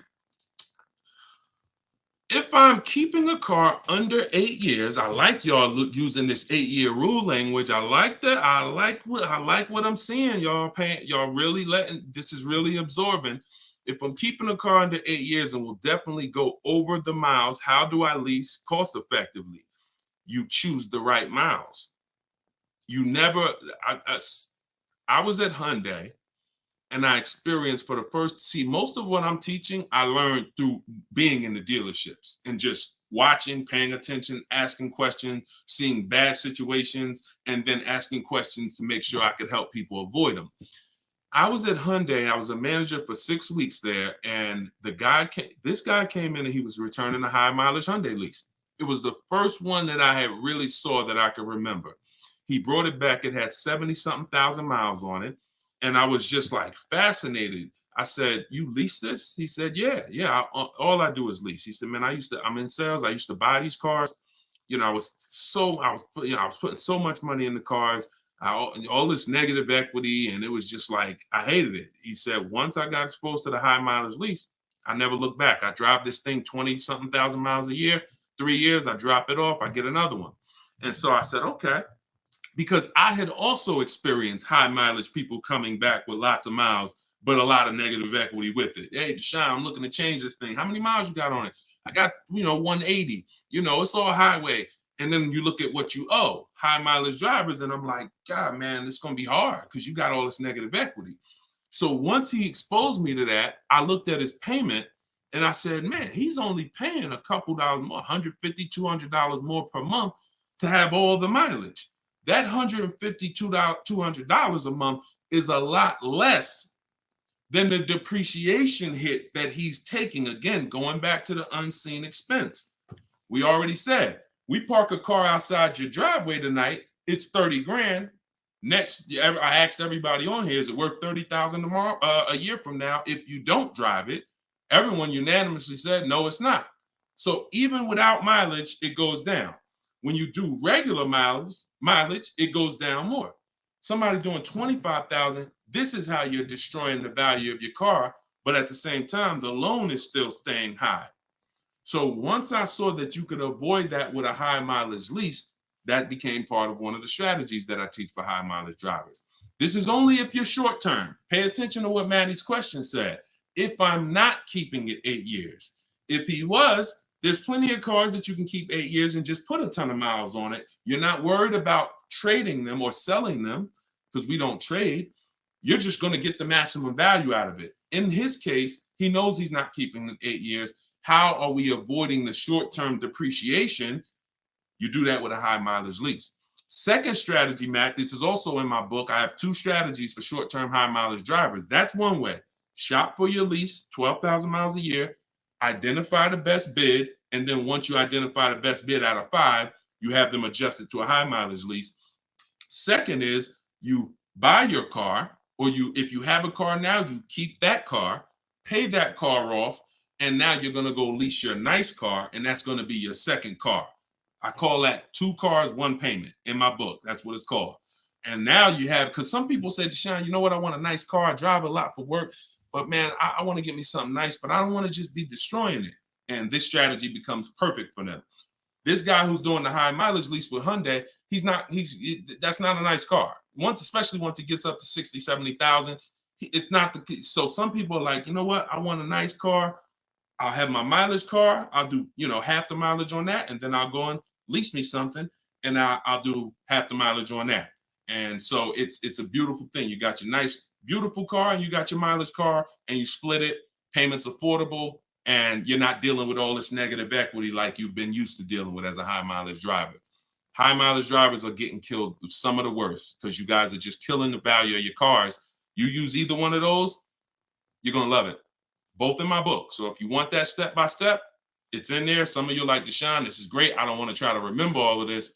In my book, it's right there for you, laid out step-by-step. You can get it for 75% off in my TikTok bio or my Instagram bio, or just scan the QR code on the screen or go to deshonesbook.com. Either way, get your 75% off. Okay, shoot the next one up. That was a great question, man. Shoot the next one up. Let's get through as many as we can. This one's from Instagram. Would you recommend leasing business vehicles? Well, that's a question for your accountant. Whoever is going to be helping you benefit from having vehicles in your business name, that's the person you should be asking, which is most likely your accountant, whoever does your taxes. Here's what I can tell you, and I'll keep this very quick. Many people are putting cars in their business name with no business or no business that requires a car. Be very careful. There's 2 parts to this. One, whoever's going to teach you to put cars in your business name from a business strategy standpoint, that's who you need to learn from.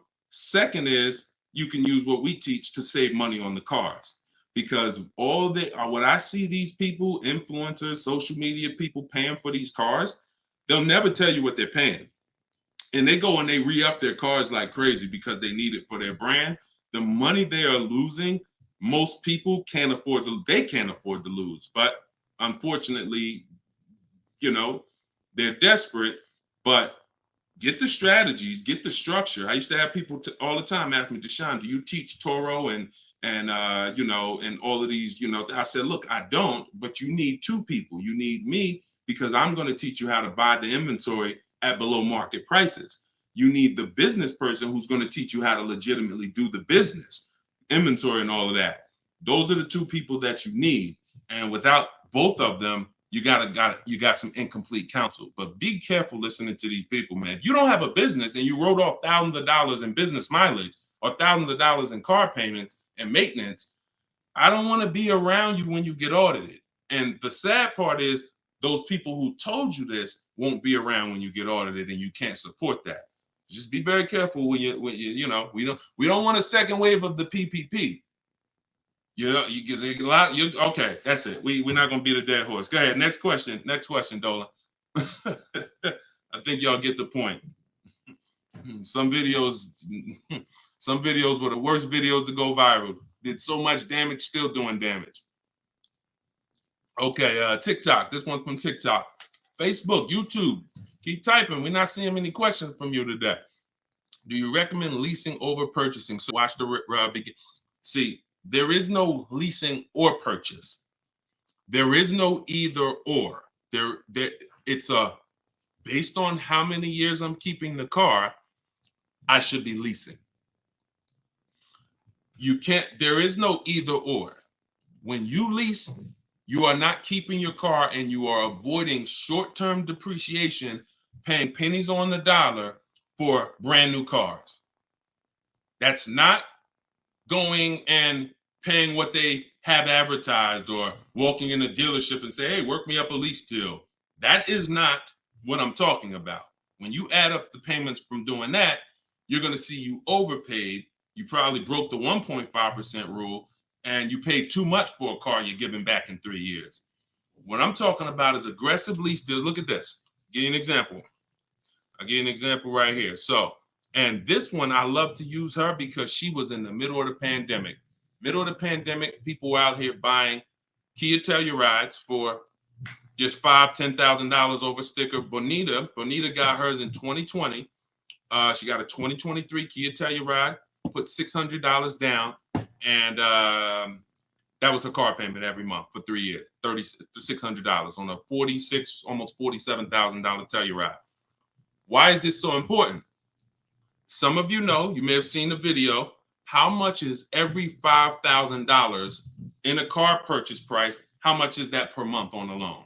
Every $5,000 is how much per month. So we're going to compare Bonita's incredible lease deal she got to someone who bought this same vehicle to show you that if you should have bought, but you if you should have leased, but you bought, there's no way to win. It's over. $100. Good job. So that's clicking in. Ronald, great. $100.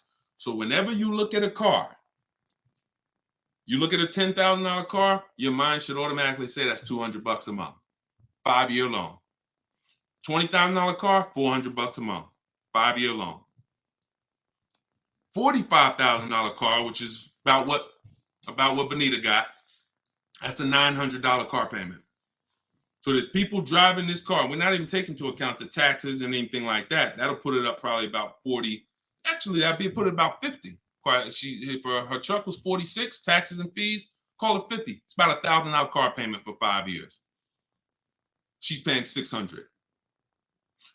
This is why there's no comparison. And sometimes your mind may play tricks on you. Yeah, but it's more than that. Is it? If you and I both drive out the same lot, same exact vehicle, we're not putting any money into the deal. See, I want to make sure I keep you on track when neither one of them are putting any money into the deal. They're literally just going in, no down payment. All right, what's my deal look like? $600 a month, great lease. $1,000 a month, 5-year loan, no money down. So when we leave it the same, if I'm paying $1,000 and you're paying $600, is there any question of whether you're winning right now financially? Same vehicle. So as we drive, the only way you can eventually win, or I could eventually win if I bought, I'm paying $1,000, but I'm going to keep this vehicle long enough so in 10 years my Telluride is going to maybe worth $9,000. I kept it 10 years. It's worth $9,000 out there, but it's not losing value anymore. It's been in my household and I was able to outlive the depreciation. So now I win. Doesn't mean you lose. See, it's not like, oh, well, you lost, you should have bought. No, Bonita knows I'm not keeping 10 years. I'm not keeping 8 years. That's not my goal. Therefore, I'm going to shop for great lease deals and I'm going to pay pennies on the dollar compared to people buying.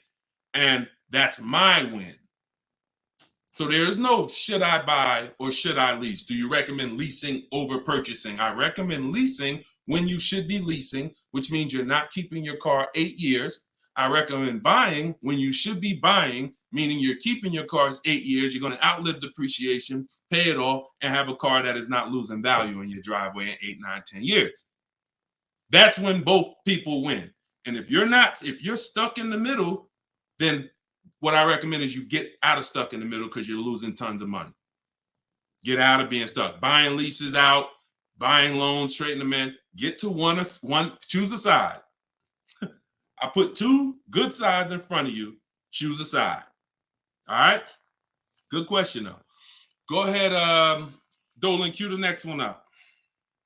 This was good, man. Let me make sure. I'm trying to make sure I'm sharing all of this. Shout out to the sharers. Everybody getting value out of this? Type $ if you're getting value out of the show. This is what we do. All right, go ahead, shoot it up. All right, a lot of questions from TikTok today. YouTube, y'all, come on, type the question. All right, good to see you, Melody. I see. All right, when is it a good time to buy a car? Sashi, there's no good time. There's no bad time. Dealers have to make deals. See, I want you to not believe the marketing.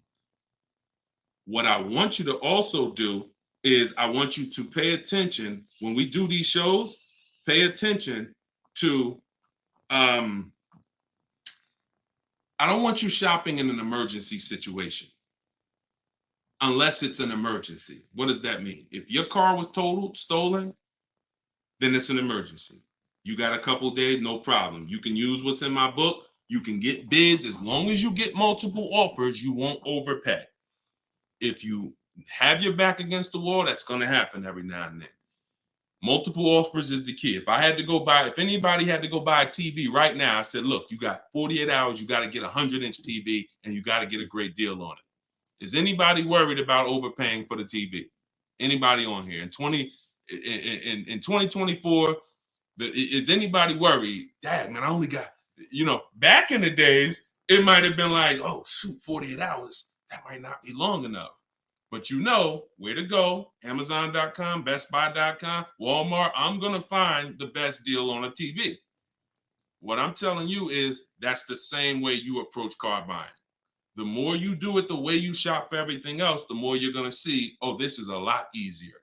I'm in a lot more control. I eliminate buyer's remorse. So so even if your back is against the wall, if you're shopping, buying, you still should be getting multiple offers to make sure you're getting the lowest in the market. I'd say at least 5 because 80% are overpriced. Now, if you have time, then what you should be is in the market early. I teach something called 2 dates. The as soon as date, no later than date. As soon as date means soon as you can make a deal. Don't look at offers until you can make a deal. Don't entertain it's a waste of time. You might say, Deshone, I'm waiting to get this promotion at work in May. Then I'm a car shop. Should I look at deals now? Makes no sense. You can watch the market, but it makes no sense to entertain offers because you're not in a position. So as soon as you could accept an offer. Now that might be today. Then no later than date. That's the deadline. The gap in between that is your leverage. What does that mean? The ability to say no.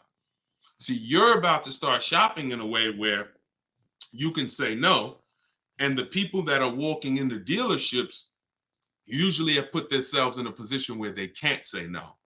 So they're walking in saying things like, I need a car right now. My lease is up. If your lease is up, call, get a free extension. You shouldn't be shopping with your back against the wall. They're walking in saying things like, man, nobody has cars. That's because one dealer they walked in didn't have cars. Maybe they went to a second one, didn't have the color they want, and they're like, man, nobody has cars. They're broadcasting that energy, which is actually that's going to cost you. When car salesmen take it from me, I was in there every day of my life for 14 years. Not every day, we had days off, but when you say things, we're trained to hear them. No one has cars.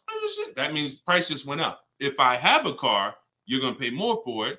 This is what the 80%, this is how the 80% think. It's a mind game. So you don't want to be there. You want to be at home. And when you have the ability to say no, now here's what you do. You reach out to dealers for your offers and you're telling them, hey, I can make a deal right now. This is what I'm looking for.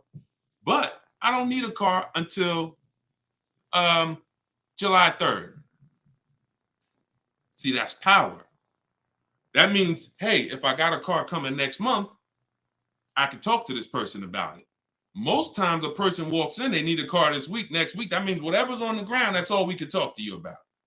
But when a person has been proactive in shopping, which is what I want you to do, which is what I'm going to teach you to do, it's all in my book, and it's everything you'll hear me talk about, is when you have the luxury of time, it benefits us.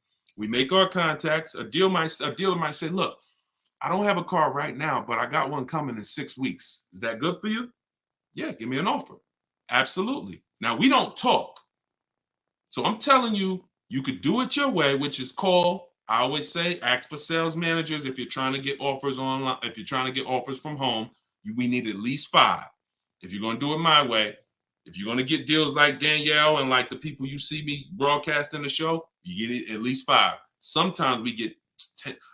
I think somebody we showed the other day had 10 offers. So the point is, if you have the luxury of time, you want to use it. Don't be sitting here saying, man, I really can make a deal now or 3 months, but no one knows that. And then you wait until you only need to make a deal in a month. Now you start contacting dealers. You've given away some of your leverage.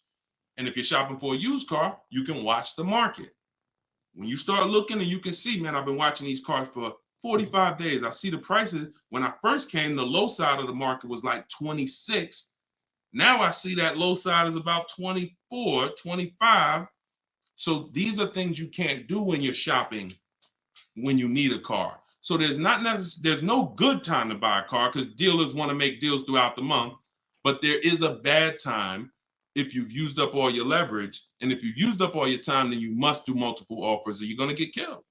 Sorry to say, there's no other way to say it. If you don't know how to shop multiple offers and you walk in needing a car in 2 days, you are going to overpay. So multiple offers is always the answer. All right. Go ahead, shoot the next one up, Dolan. Great question. This one's from YouTube.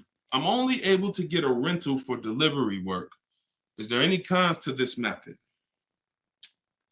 I don't really, okay, I think you rephrased it. Is there a proper way to rent vehicles for work, or is it fixed market and there's no way to save money? I absolutely not. Renting is going to be way too expensive compared to, this is why when people say, who's heard leasing is like renting? Who's heard that? Type the raise your hand emoji or type me if you've heard leasing is like renting. It's one of the most ignorant statements that there's a lot of ignorant statements made about leasing, but that's one of them. Renting is expensive. Renting, you don't get a lot for your money.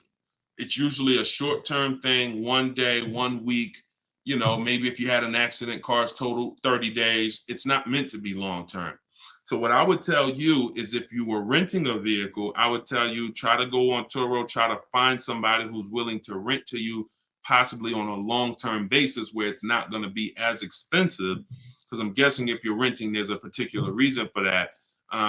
But the money you're going to pay in renting, you should probably put some of it to the side, try to get you a car, cash, Facebook Marketplace, something to get out of that cycle and start to rebuild. In my book, I have a strategy of plan B, plan C for bad credit, where, you know, you can talk about cash, you can talk about buy here, pay here, even buy here, pay here, if done right, is better than renting. When I was 20, my second car, actually, my first one was a $500 car. And after I got a buy here, pay here Chevrolet Cavalier. It was, I put $1,500 down. I paid $50, I think, a week. And I paid off the car in a couple months. That car lasted me 6 years. So the key with buy here, pay here is to make sure you're getting a great car, a quality car. But renting, that if I had to rent a car and I'm in a position, I would try to find somebody on Turo, the lowest price per day, and then see, hey, if I did a long-term per month rental, how much would you give it to me for? I try to work that out, see how that works. All right. God bless with that. All right, next question, Dolan, shoot it up. We're getting a lot of questions, so I'm gonna try to move faster through the answers. This one's Facebook. Once you have the car you've decided on, how do you go about getting multiple offers from dealers? Well, you could do it the manual way, which is I would see the only bad thing. See, and here's the thing. You guys know if you've been on, if this isn't your first time, if you've seen, you know I don't hold back. But I can't teach you scripts that I've written specifically so you don't have to talk. There's tons of scripts that I have in my book that you're copying and pasting from email, because when you're trying to get quotes online, you're dealing with trained people. And unfortunately, those trained salespeople are dealing with untrained customers that are not giving them what they need, not giving them the information. So 9 times out of 10, they assume anyone online doesn't really know how to shop online. They're defensive and they're not even going to give me what I need. to make them an offer. That's why I keep trying to get them to come in. So when we do our copy and paste, we're giving them what we need. And that's the only reason I say I can't explain that to you. The only way to use that, like, all right, there's scripts for everything. There's 3 levels of contact when we're contacting online. This is my 25 to 5 strategy.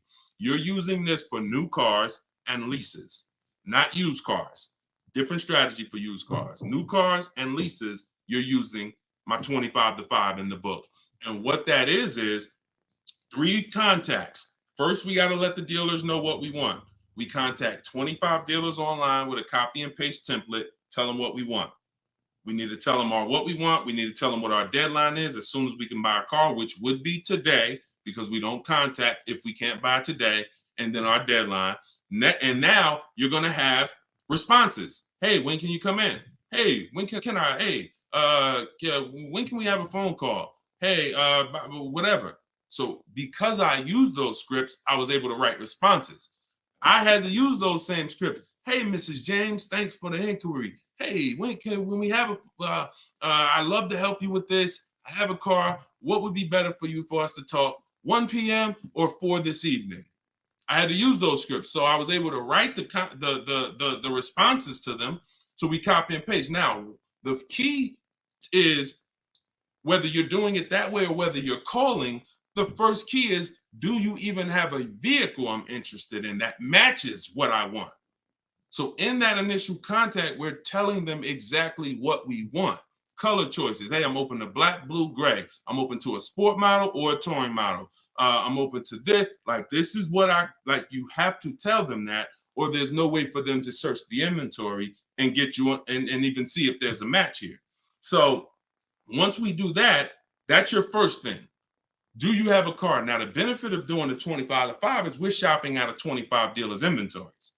So we're giving ourselves the absolute best shot of finding something where we don't really deal with, oh, I went to this dealer, they didn't have a color I want, they didn't have the trim I want.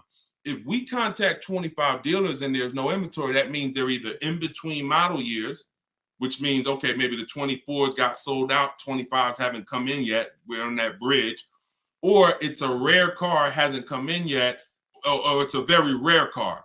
See, that's different than you believing the car is rare because you visited 1 or 2 dealers.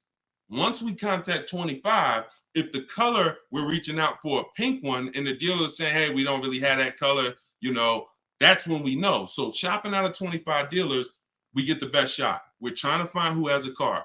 Second thing we're going to do now is we need to send a quote request. When we send our quote request, we're telling them what we want. If we're buying, we're looking for all cash price, because we're not doing taxes. We want a bottom line price, and we're getting that from at least 5 to 7 dealers. Because when you shop correctly, remember this: when you truly have shopped multiple offers correctly, you're going to see at least a $3,000 to $5,000 difference from your lowest offer to your best offer. I've been working with people around the country. We're 2 million followers. We have 1,700 people we've worked with personally since 2021. That is the consensus. 3,000 to 5,000 bare minimum. And in fact, some of you who are looking for higher price cars, you look at somebody like Kimberly. Kimberly used multiple offers. Her Maserati she was shopping for, she picked it up a little while ago, $86,961 vehicle. They offered it to her for $66,261. Deshone, that sounds crazy. She saved 20 grand. Actually, 20,700 on that offer. So now you never can pick. You don't know where the bottom is. She didn't go in saying, if I can't save 20 grand, I'm not getting it. That's not how we go in. We go in, we do multiple offers, and we let the bottom reveal itself. We don't choose the bottom. All right. So once we do that, we're getting our quotes, and there's going to be a lot of people who try to stop that. Hey, we only do business in person. When can you come in? So you need scripts to respond to all that if you're going to do it fast and shop like we shop, 60 minutes, 90 minutes. But if you're going to do it manually, then you can call sales. You can ask for sales managers and try to get them that way. But do not make a decision before you see at least 5 offers. 5 to 7 offers. Nobody who's listening to me will ever buy a car without seeing 5 to 7 offers, new cars and leases. Never. Too much money at stake. All right. So that's how we do it, Damon. That's the intro. And that's the only reason why I can't go deep on my 25 to 5, because it's totally internet based. We do it 60 minutes. So everyone who's like, Deshone, I want to use that. It's in my new digital book, Car Shopping for People That Hate Car Shopping. You can download it in my TikTok bio. You get it for 75% off as part of our launch. And it'll be in your inbox in 5 minutes. Same thing with Instagram. Go to my Instagram bio. You got 30 minutes before it goes back up to $97. Get your 75% off. And I'll post a link. Cue the next question up, Dolan. I'll post a link again for you guys here on YouTube and Facebook. Here's the emergency link. All right. This one's from Facebook. We got another question from Facebook. Hey, I'm in the USA, originally from Canada, and no credit in the USA as yet. Should I buy a used car with cash or new one? What I'm afraid they'll give me a high rate. What do you think best option? Hey, if you got the ability to buy a used car cash, that's what I do. I'd get a great car, spend as little as possible on it, Facebook Marketplace, because I'm not looking, if I can, to go into a high interest loan when I can get me a car and then I can build my credit. I want you to follow Haley, somebody named Shonda Martin. Her brand is called Road to 750 Plus. She's very similar to me in that she does these Q&As all the time. She's live. She's a genius. She's clearly studied for many, many years to understand. And even me using her thing, her strategies, I've added at least 80 points to my credit just from things I didn't even know. Like, and the real person who's an expert is going to show you where the blind spots are. Things you didn't know, and that's what Shonda is. Some of you may follow her. She's amazing. Yeah, Cavante said, yeah, she's amazing. She is. So follow her. But yeah, I would be looking to get something inexpensive, point A to point B, little as possible. Make sure you find wherever you live, ask around who's the best mechanic in town. Ask like who does everybody know in town that, you know, fixes cars, just a good guy, good woman. And you find them and you say, look, I'm about to go pick up a car. I'm gonna buy it privately. Well, can I pay you, $100 to inspect it for me? Get yourself an inexpensive car, and that'll give you the ability to be on the road. At the same time, you have the ability to have the time to invest in your credit. So when you're ready to make a power move where credit's concerned with a car, be it leasing, financing, you're good. All right. But if you go buy a car overpriced interest rate, it could really set you back. It can really set you back. It's happened to too many people. Great question. Cue the next one up, Dolan. Great questions today. YouTube, should I buy a car cash or do I get a loan? It's a great question here. A lot of great questions. This is a matter of, look, nothing that I teach is really one size fits all. That's been the problem. 8-year rule, absolutely. If you're not keeping 8 years, that is one size fits all. That's why it's called a rule. You should be leasing if you're not keeping your cars 8 years. If you're buying, you should be keeping them more than 8 years. But when it comes to the cash or loan, here's what I've experienced. And the people who pay cash or don't pay cash, this is kind of what weighs it for them. What are they doing with, what are you doing with your money? Is your money making you money? If your money is making you money, I would have people come in the dealership, clearly had the ability to pay cash, because I would ask them, so how are you paying for the car? And they say, I'm thinking about, writing a check for it, but what are the rates?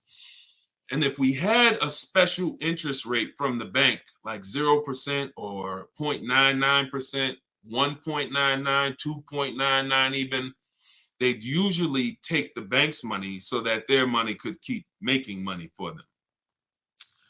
So if that's you, and the rates are low, that's why whenever we shop for a car, you always want to check, are there any special interest rates? That's the first thing. I teach something called the bank bidding war. It's not just dealers that bid for our business. It's banks and credit unions too. So in the bank bidding war, there's 3 rounds. The first round, though, is checking if there's any special interest rates, because if there is 0.99 or 1.99, no one's beating that. Therefore, the rest of the rounds are non-applicable. So if you can use the money cheap, that's when you use the money and you let your money keep working. Now, another person, a different person, Deshone, I'm not really investing my money. You know what? I just kind of like to keep things to a minimum. I got my cash over here. Okay, then. I would still, if the money was cheap, consider it, because we could be coming into days where cash on hand becomes a little bit more important. But it's really about the cost of the money. If rates are high, 6, 7, 8%, 9%, 10%, then you want to put as much down on these cars as possible. If you're buying them, you want to put, you want to pay them off if you can, because the money is expensive. So it really depends on the cost of money. People, when the cost of money is cheap, they benefit from that, and I would think that those principles will work for anybody, and that's, you pick and choose which one of those situations fits you. But if you check the special interest rates, that usually puts it to bed. You see 0.99, it ain't no reason. Why would the bank's basically giving you free money to use. You can keep your cash on hand and, still get the car. So I know some people don't believe in that.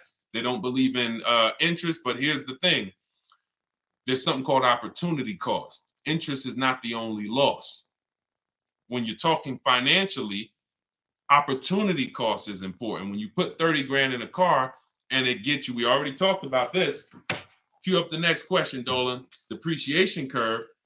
When we start talking about financially making decisions, a lot of people see, if I put 30 grand cash into this car, what is my cash worth in 6 years? $30,000 car, what is it worth in 6, 7 years, y'all? 12, 10. So what's the return on that cash? It's not even positive. It's not even neutral. It's negative. So these are all the things that it's like, okay, you go over that, what I just said over the last 6, 7 minutes, and you choose what makes sense for you. But I'm never going to give you one size fits all formulas. That's what has failed you. Always do this. That's what has failed you. Go ahead. All right, this one's from TikTok. What's the best way to purchase a car once lease is over? Why would you want to? All you're doing. All right. Let's talk about buying our lease out. And I'm going to keep this quick because some of you know that I'm adamantly against this unless you're keeping the car 8 years. Because sometimes we look at our leases, right? And we say, oh, it's, should I buy my lease out? Here's the question. Should you lease again or should you buy a used car? When you are buying your lease out, all you are doing is buying a used car. That's it. When you look at it that way, it's going to become more clear to you. It's your car. You don't have to go search for it. You do need to make sure it's a great price relative to the market, but that's all you're doing, buying a used car. So the question becomes, should I buy a used car or should I lease? And when you realize that the 8-year rule, breaking it, is going to continue to lose you money and put you in negative equity, you won't buy your leases because you don't plan to keep them again for another 8 years. I'm going to tell you how I found this out to be horrible. Guy walks in the dealership. I'm looking at the car that he has. He says, okay, I'm looking to trade this in and get me something new. So, okay, how many years old is that? About 5 years. Okay, cool. How long you had it? I had it since it was new. Okay. All right, you know how much you owe on it? No, I don't know. Now, that's not a good sign, because if a person tells you they've had a car for 5 years, and they've had it since it was new, wouldn't you think it was almost paid off or paid off, right? If that makes sense, type of dollar sign. If a person said, you saw them, they're like, yeah, I had that car 5 years. I bought it. I've had it since it was new. Shouldn't it be almost paid off or either paid off, right? So when he said, I don't really know what I owe, I was like, okay, no problem. We'll call the bank. We'll find out. All right. So I have the used car manager look at his because everyone who's in this position, I'm going to tell them about leasing. So I'm looking forward to that, because once I tell them about leasing and I show them the numbers and like, hey, you keep trading these cars, look how much you're going to save. And some people will come in and their car was paid off, and I'm like, good thing is whatever that car is worth, you're going to get all that back. You're not putting it into your deal and using most of it as a down payment. So I've literally changed people from financing or buying to a lease, giving them a check back for their whole car that they was coming to use as a trade, and they get a check for $12,000, and then they leave with a lease with no money down or little down, and they're like, yo, this is great. So I'm thinking I'm about to lay this out for him. And so used car manager goes, looks at his car, may say like, okay, I think the car's probably worth about 18. Okay, perfect. So let me call the bank, find out what he owes. Hey, how are you? I'm calling for Mr. Johnson here. Yeah, he's interested in replacing his car. We need his payoff. Okay, the payoff is 18,000. Wait a minute. How the heck is the payoff 18,000? Hey, Mr. Johnson, they saying you still owe 18,000. Dang, it's that much? Yeah, I didn't know it was that much. Wait, I thought you said you had the car since it was new. Yeah, I did. You know what happened? We leased it for 3 years, and then we had bought it when we bought it after the lease. That's how I learned how bad this was. So I'm like, okay, because when you buy your car off lease, most people, you're going to need a 6-year loan to have a similar payment. So if your payment was 400 and you buy the lease, you're typically going to need a 6-year loan to have around the same payment, right? So picture this, 3 years to lease it, then you get a 6-year loan. 6 plus 9 is what? 6 plus 3 is 9. Anybody on here signing up for a 9-year loan on a car? Anybody? We got a lot of people on here. Anybody on here signing up for a 9-year loan? No? Okay. Room's quiet. So we never signed up for a 9-year loan. Look, she said, heck no. Right. We never signed up for a 9-year loan, 9 years of payments on the same car. Yet when we buy our leases, this is what's happening. So you look and say, all right, you bought your lease, you put 6-year loan, so you leased it for 3, then you paid it for another 2, that's 5. Now you're tired of it. Yo, man, I've been in this car, let me go trade it. Problem is, you still have 4 years left of payments. That's why buying the lease is horrible. One situation where it makes sense, if you're keeping it 8 years. That's it. If you're going to keep it another 8 years from the day you buy it, then potentially go ahead. Because all it is again, buying a used car. If you said to Sean, should I buy a used car or lease? How many years you keeping it? I'm keeping 8, 9. Buy the used car. Don't lease. So preaching the truth. Thank you, Kevin. I'm glad, man. And hopefully these stories will stick in your head. So when you encounter these situations, you know, when someone says to you, hell, man, I'm thinking about buying a lease, you'll never forget the story. So this has nothing to do with getting the best deals. This has everything to do with having the best deal structure. So I'm glad that clicked. Go ahead, shoot the next one up, Dolan. Oh, I see we already been on for. All right. We'll do a couple more. I'm trying to get through them as quick as possible. Y'all, if y'all like Deshone, I love to know everything you teach of how you shop for cars. Everything I teach is in a step-by-step way. In my digital book, Car Shopping for People That Hate Car Shopping, 7 Steps to Saving Time, Money, and Avoiding Dealerships. Everything we do is a bid. We're buying cars and leasing cars in 90 minutes, 60 minutes. When you get good, you'll be able to do this in like 45, 60 minutes. You never spend more than 30 minutes in a car dealership. You're at home. You're the prize. You're getting bids. You're no longer negotiating one-to-one where you're in a losing position. When you're getting bids, you're in the winner's position. So you can get your book for 75% off as part of our launch. So we want to do 75% off. It's normally $97. In my TikTok bio, you can grab yours. It'll be in your inbox. And some people say, before I get to this next question, Deshone, is it in print? There's a lot of reasons when you use it, you'll see there's no way this book could have been printed. One, things change. Vroom was one of the companies that we used to use for bidding. Vroom's out of business. if we had 100,000 books out there in your houses that you all paid for, now it's like, okay, what do we do, y'all? That's obsolete. Now that's when you hear people say, hey, you need volume 2. I know just 6 months ago that I asked you and told you that I was going to solve your problem with volume 1, but that's no good anymore. Volume 2, get it today. We're not doing that. And there's nothing against them because, again, they did what works, but we didn't want to do that. I wanted to be able to update this book on the fly. What I did when Broom went out, I updated the file. Everyone's book was updated. And there's also links in there. There's links to videos. Like I said earlier, you have my scripts in there. That was all stuff. You're going to be copy and pasting this. There's no way I could have did that in a physical book at all. All right. What do you think of swap a lease? If you can get a great lease deal, absolutely. Absolutely. We always divide the monthly payment into the MSRP.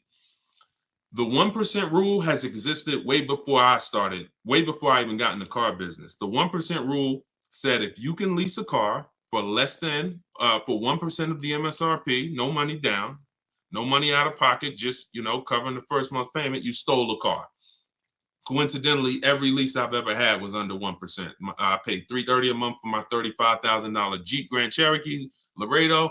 I paid $325 a month for my Infinities, then $345. Then my highest one was $390, and that was a $45,000 vehicle. So these are under 1% leases. In order to get 1% leases, you need to shop multiple offers, but you also need a great lease program. So what we always say is under 1% is a steal. You'll see there's 3 categories of leases. Steals, great value. Those are under 1%. Great deals. Those are between 1% and 1.5%. And then where it's time to chill, over 1.5%. You're paying too much for a car you're giving back. So if I was taking over someone's lease, I'm judging it by the same thing. Leasing is a value play. How much car can I drive for that payment? It's the ultimate way. The lower that percentage is, the more you've leveraged your money into a great car. So yeah, I'll check swap a lease. Definitely. Go ahead, shoot the next one up, Dolan. This one's from TikTok. Can I sell a leased car? Who didn't know you could sell a leased car? Type me. My cousin left me his 2020 Toyota Highlander with 2,000 miles, so I need to get out of my lease. I don't need 2 cars. Okay. Equity assessment. Call the leasing. Matter of fact, I'm not going to repeat it because I already talked about this at the beginning of the broadcast. So after the broadcast, go to the YouTube page. You'll see it. I think it was either the first or second question. So within the first 10 minutes, I talked about how to do the equity assessment. You're going to follow that process. And this is all in my book. If you're like, Deshone, I don't even want to watch the video. Is that in the book? Absolutely. Because everything I'm teaching you is out of 1 step in my 7-step process. So the equity assessment is step 2. After we decide leasing versus buying, that's step 1. That's the most important question. Foundation of your car deal is, did I lease when I should have leased? Did I buy when I should have bought? Once you pass that, now if you have a car to replace, you need to do an equity assessment to see, do I have equity? Am I at a break even, which means I can get out? I'm not going to make any money, but that's fine. I can get out. Some people got a lease. I could get out the lease early. You technically can't do that because you're breaking a contract, but if you can sell out and break even, then you can get out early. Or do I have a negative position in which case I can't get out early? In the case of a negative, if you have a negative position on a lease, you can't get out early without penalty, without those payments. But if you're a negative equity on a finance, then that's different. There's no negative equity in a lease. I know we kind of use these terms interchangeably. Negative equity is only with a finance because you have to pay the money. With a lease, if what I get offers for, if it's below my payoff, then I just stay in the car until the end. I don't have negative equity. So you do the equity assessment, and hopefully you can break even. And the good thing about Toyota, if they haven't changed it, and I remember right, they don't have a third-party restriction. So you should be able to, if those offers you get are what you owe or higher, then you should be able to sell that car right to CarMax or Driveway or AutoNation, whoever makes you the highest offer, and you can be out of it literally. You do that today, you could be out of that car tomorrow. All right, so keep me posted. Go ahead. Shoot it. See, we're over an hour. And I know Dolan, we always try to keep the shows an hour, but it's like the questions start rolling in and it gets good. Go ahead. Shoot another one up, Dolan. We'll wrap in a second. Facebook. When you go online to build and decide on needs and wants, you look at the cash price, not the lease price. We don't look at any price online. Pay no attention. Nothing online is a deal, y'all. No commercial. I don't care what you see. Deals are like this. Hey, look, this is their offer. Look, this is what we gotta. Can we do it? What? Can you get them up any? Like, will they come up any at all? Nah, man. They said that they made this, and it's like, shoot. All right, let's see if you get another. Can you get another $10? If you get another $10 a month out of them, just take it. If not, then do the deal. That's a deal. You don't repeat it. You don't. I used to have to tell certain people, when you got a real deal, hey, when you come back, I'd love for you to send me friends, family, but don't tell them what you're paying, because I probably can't duplicate that, honestly. That's a deal. The whole opposite is what they advertise to you. Deals are not advertised. Deals are when the dealer makes little to no money. Little to no money. That's a below market deal. If they're putting something on a commercial, that means the dealer doesn't mind if 80 people come in and get that offer this month. You have the money down? Yeah, I want to pay the $460 a month. Okay. You have the money down? Yeah, it was $3,400, right? Okay. What about the taxes and fees? Because that's small print. All right, how much is that? That'll put you probably about another $3,200. And then I could be at that payment from the commercial? Yeah, definitely. Okay, let's do it. That's not a deal. That's not nothing special. We didn't mind making that. Come on, if that's what you want. So if you want deals, you got to understand. Don't look at commercials. Don't look on the internet. Oh, this deal is advertising this. Deals are not advertised. Let that set. All this marketing that has worked on come at the end of the month. Imagine being in a business where your customers were trained to come at the end of the month. Imagine if you had a pizza shop, a car wash, and that happened. You knew that the industry was so good at marketing that you knew the last 3 days of the month, your car wash is going to have lines around the corner. That's marketing. So dealers make deals when they're like desperate. I want to see. Nobody's here. So don't pay attention. Don't pay attention to that. Just follow the process. Oh, I see you got the book. Just follow the process. If it's not written in there, Ty, don't add to it.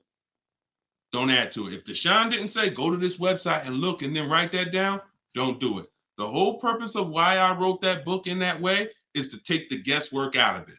If you find yourself like, okay, what should I do here? All right, I'm going to do this. You're probably off my path, because my path is very rigid. It's like a McDonald's system. You hear that beep, the nuggets are ready. Oh, don't change it. And then you'll get the results. We call that trust in the process. Great question. All right, y'all. We just hit an hour and 10 minutes. Y'all, I would love to do this all day. We are going to continue to do these broadcasts. Once the questions start coming in, I don't want to discount any questions. So I wish some questions I could just answer in 30 seconds. It's not possible without me just cutting it short and then you not getting the value out of it. So we try to get through as many as possible. For everyone who wants everything I teach in one place, you can get everything in my social media videos. But I think what you understand now from being on a broadcast is there's lots of different situations. So when you're moving through my social media videos, you're saying, oh, he's talking about leasing here. He's talking about buying a used car here. He's talking about banks here. He's talking about high mileage here. All right, that means I got to try to piece this together myself. Same thing with the broadcast here. If you're like Deshone, I want everything in one spot, step by step. It's all in there. Leasing's in there. The high mileage paths are in there. The new car purchase paths are in there. Used car purchase paths are in there. And step 7 of my book is delivery. So you shouldn't be thinking, oh, I'm gonna read the whole book, then I'll start shopping. No, it's action guides. It's essentially a big checklist. Do this, do this. By the time you get to step 7, you should be picking up your car, getting ready to have it delivered. So that's the way it is. You don't take a quiz at the end. The quiz is if you did it right, your car's on the way. So everyone can get your book for 75% off as part of our launch. It's in my TikTok bio. Grab yours, use it, and please make sure you email me your deal. As soon as you make your deal, send me an email. Deshone, check this out. I don't want to see just the car you got. I want to see the price you paid. You're going to have price assurance, and I'm happy to be on this journey with you. So get it in here. I'm going to send this link. I'm going to type the link one more time for you guys here on Facebook and YouTube. In case you missed the countdown, I just typed the link. You can grab it there.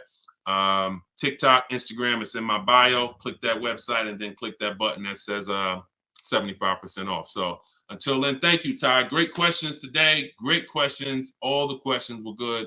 And I'll see y'all on the next broadcast. We'll keep this going. God bless y'all.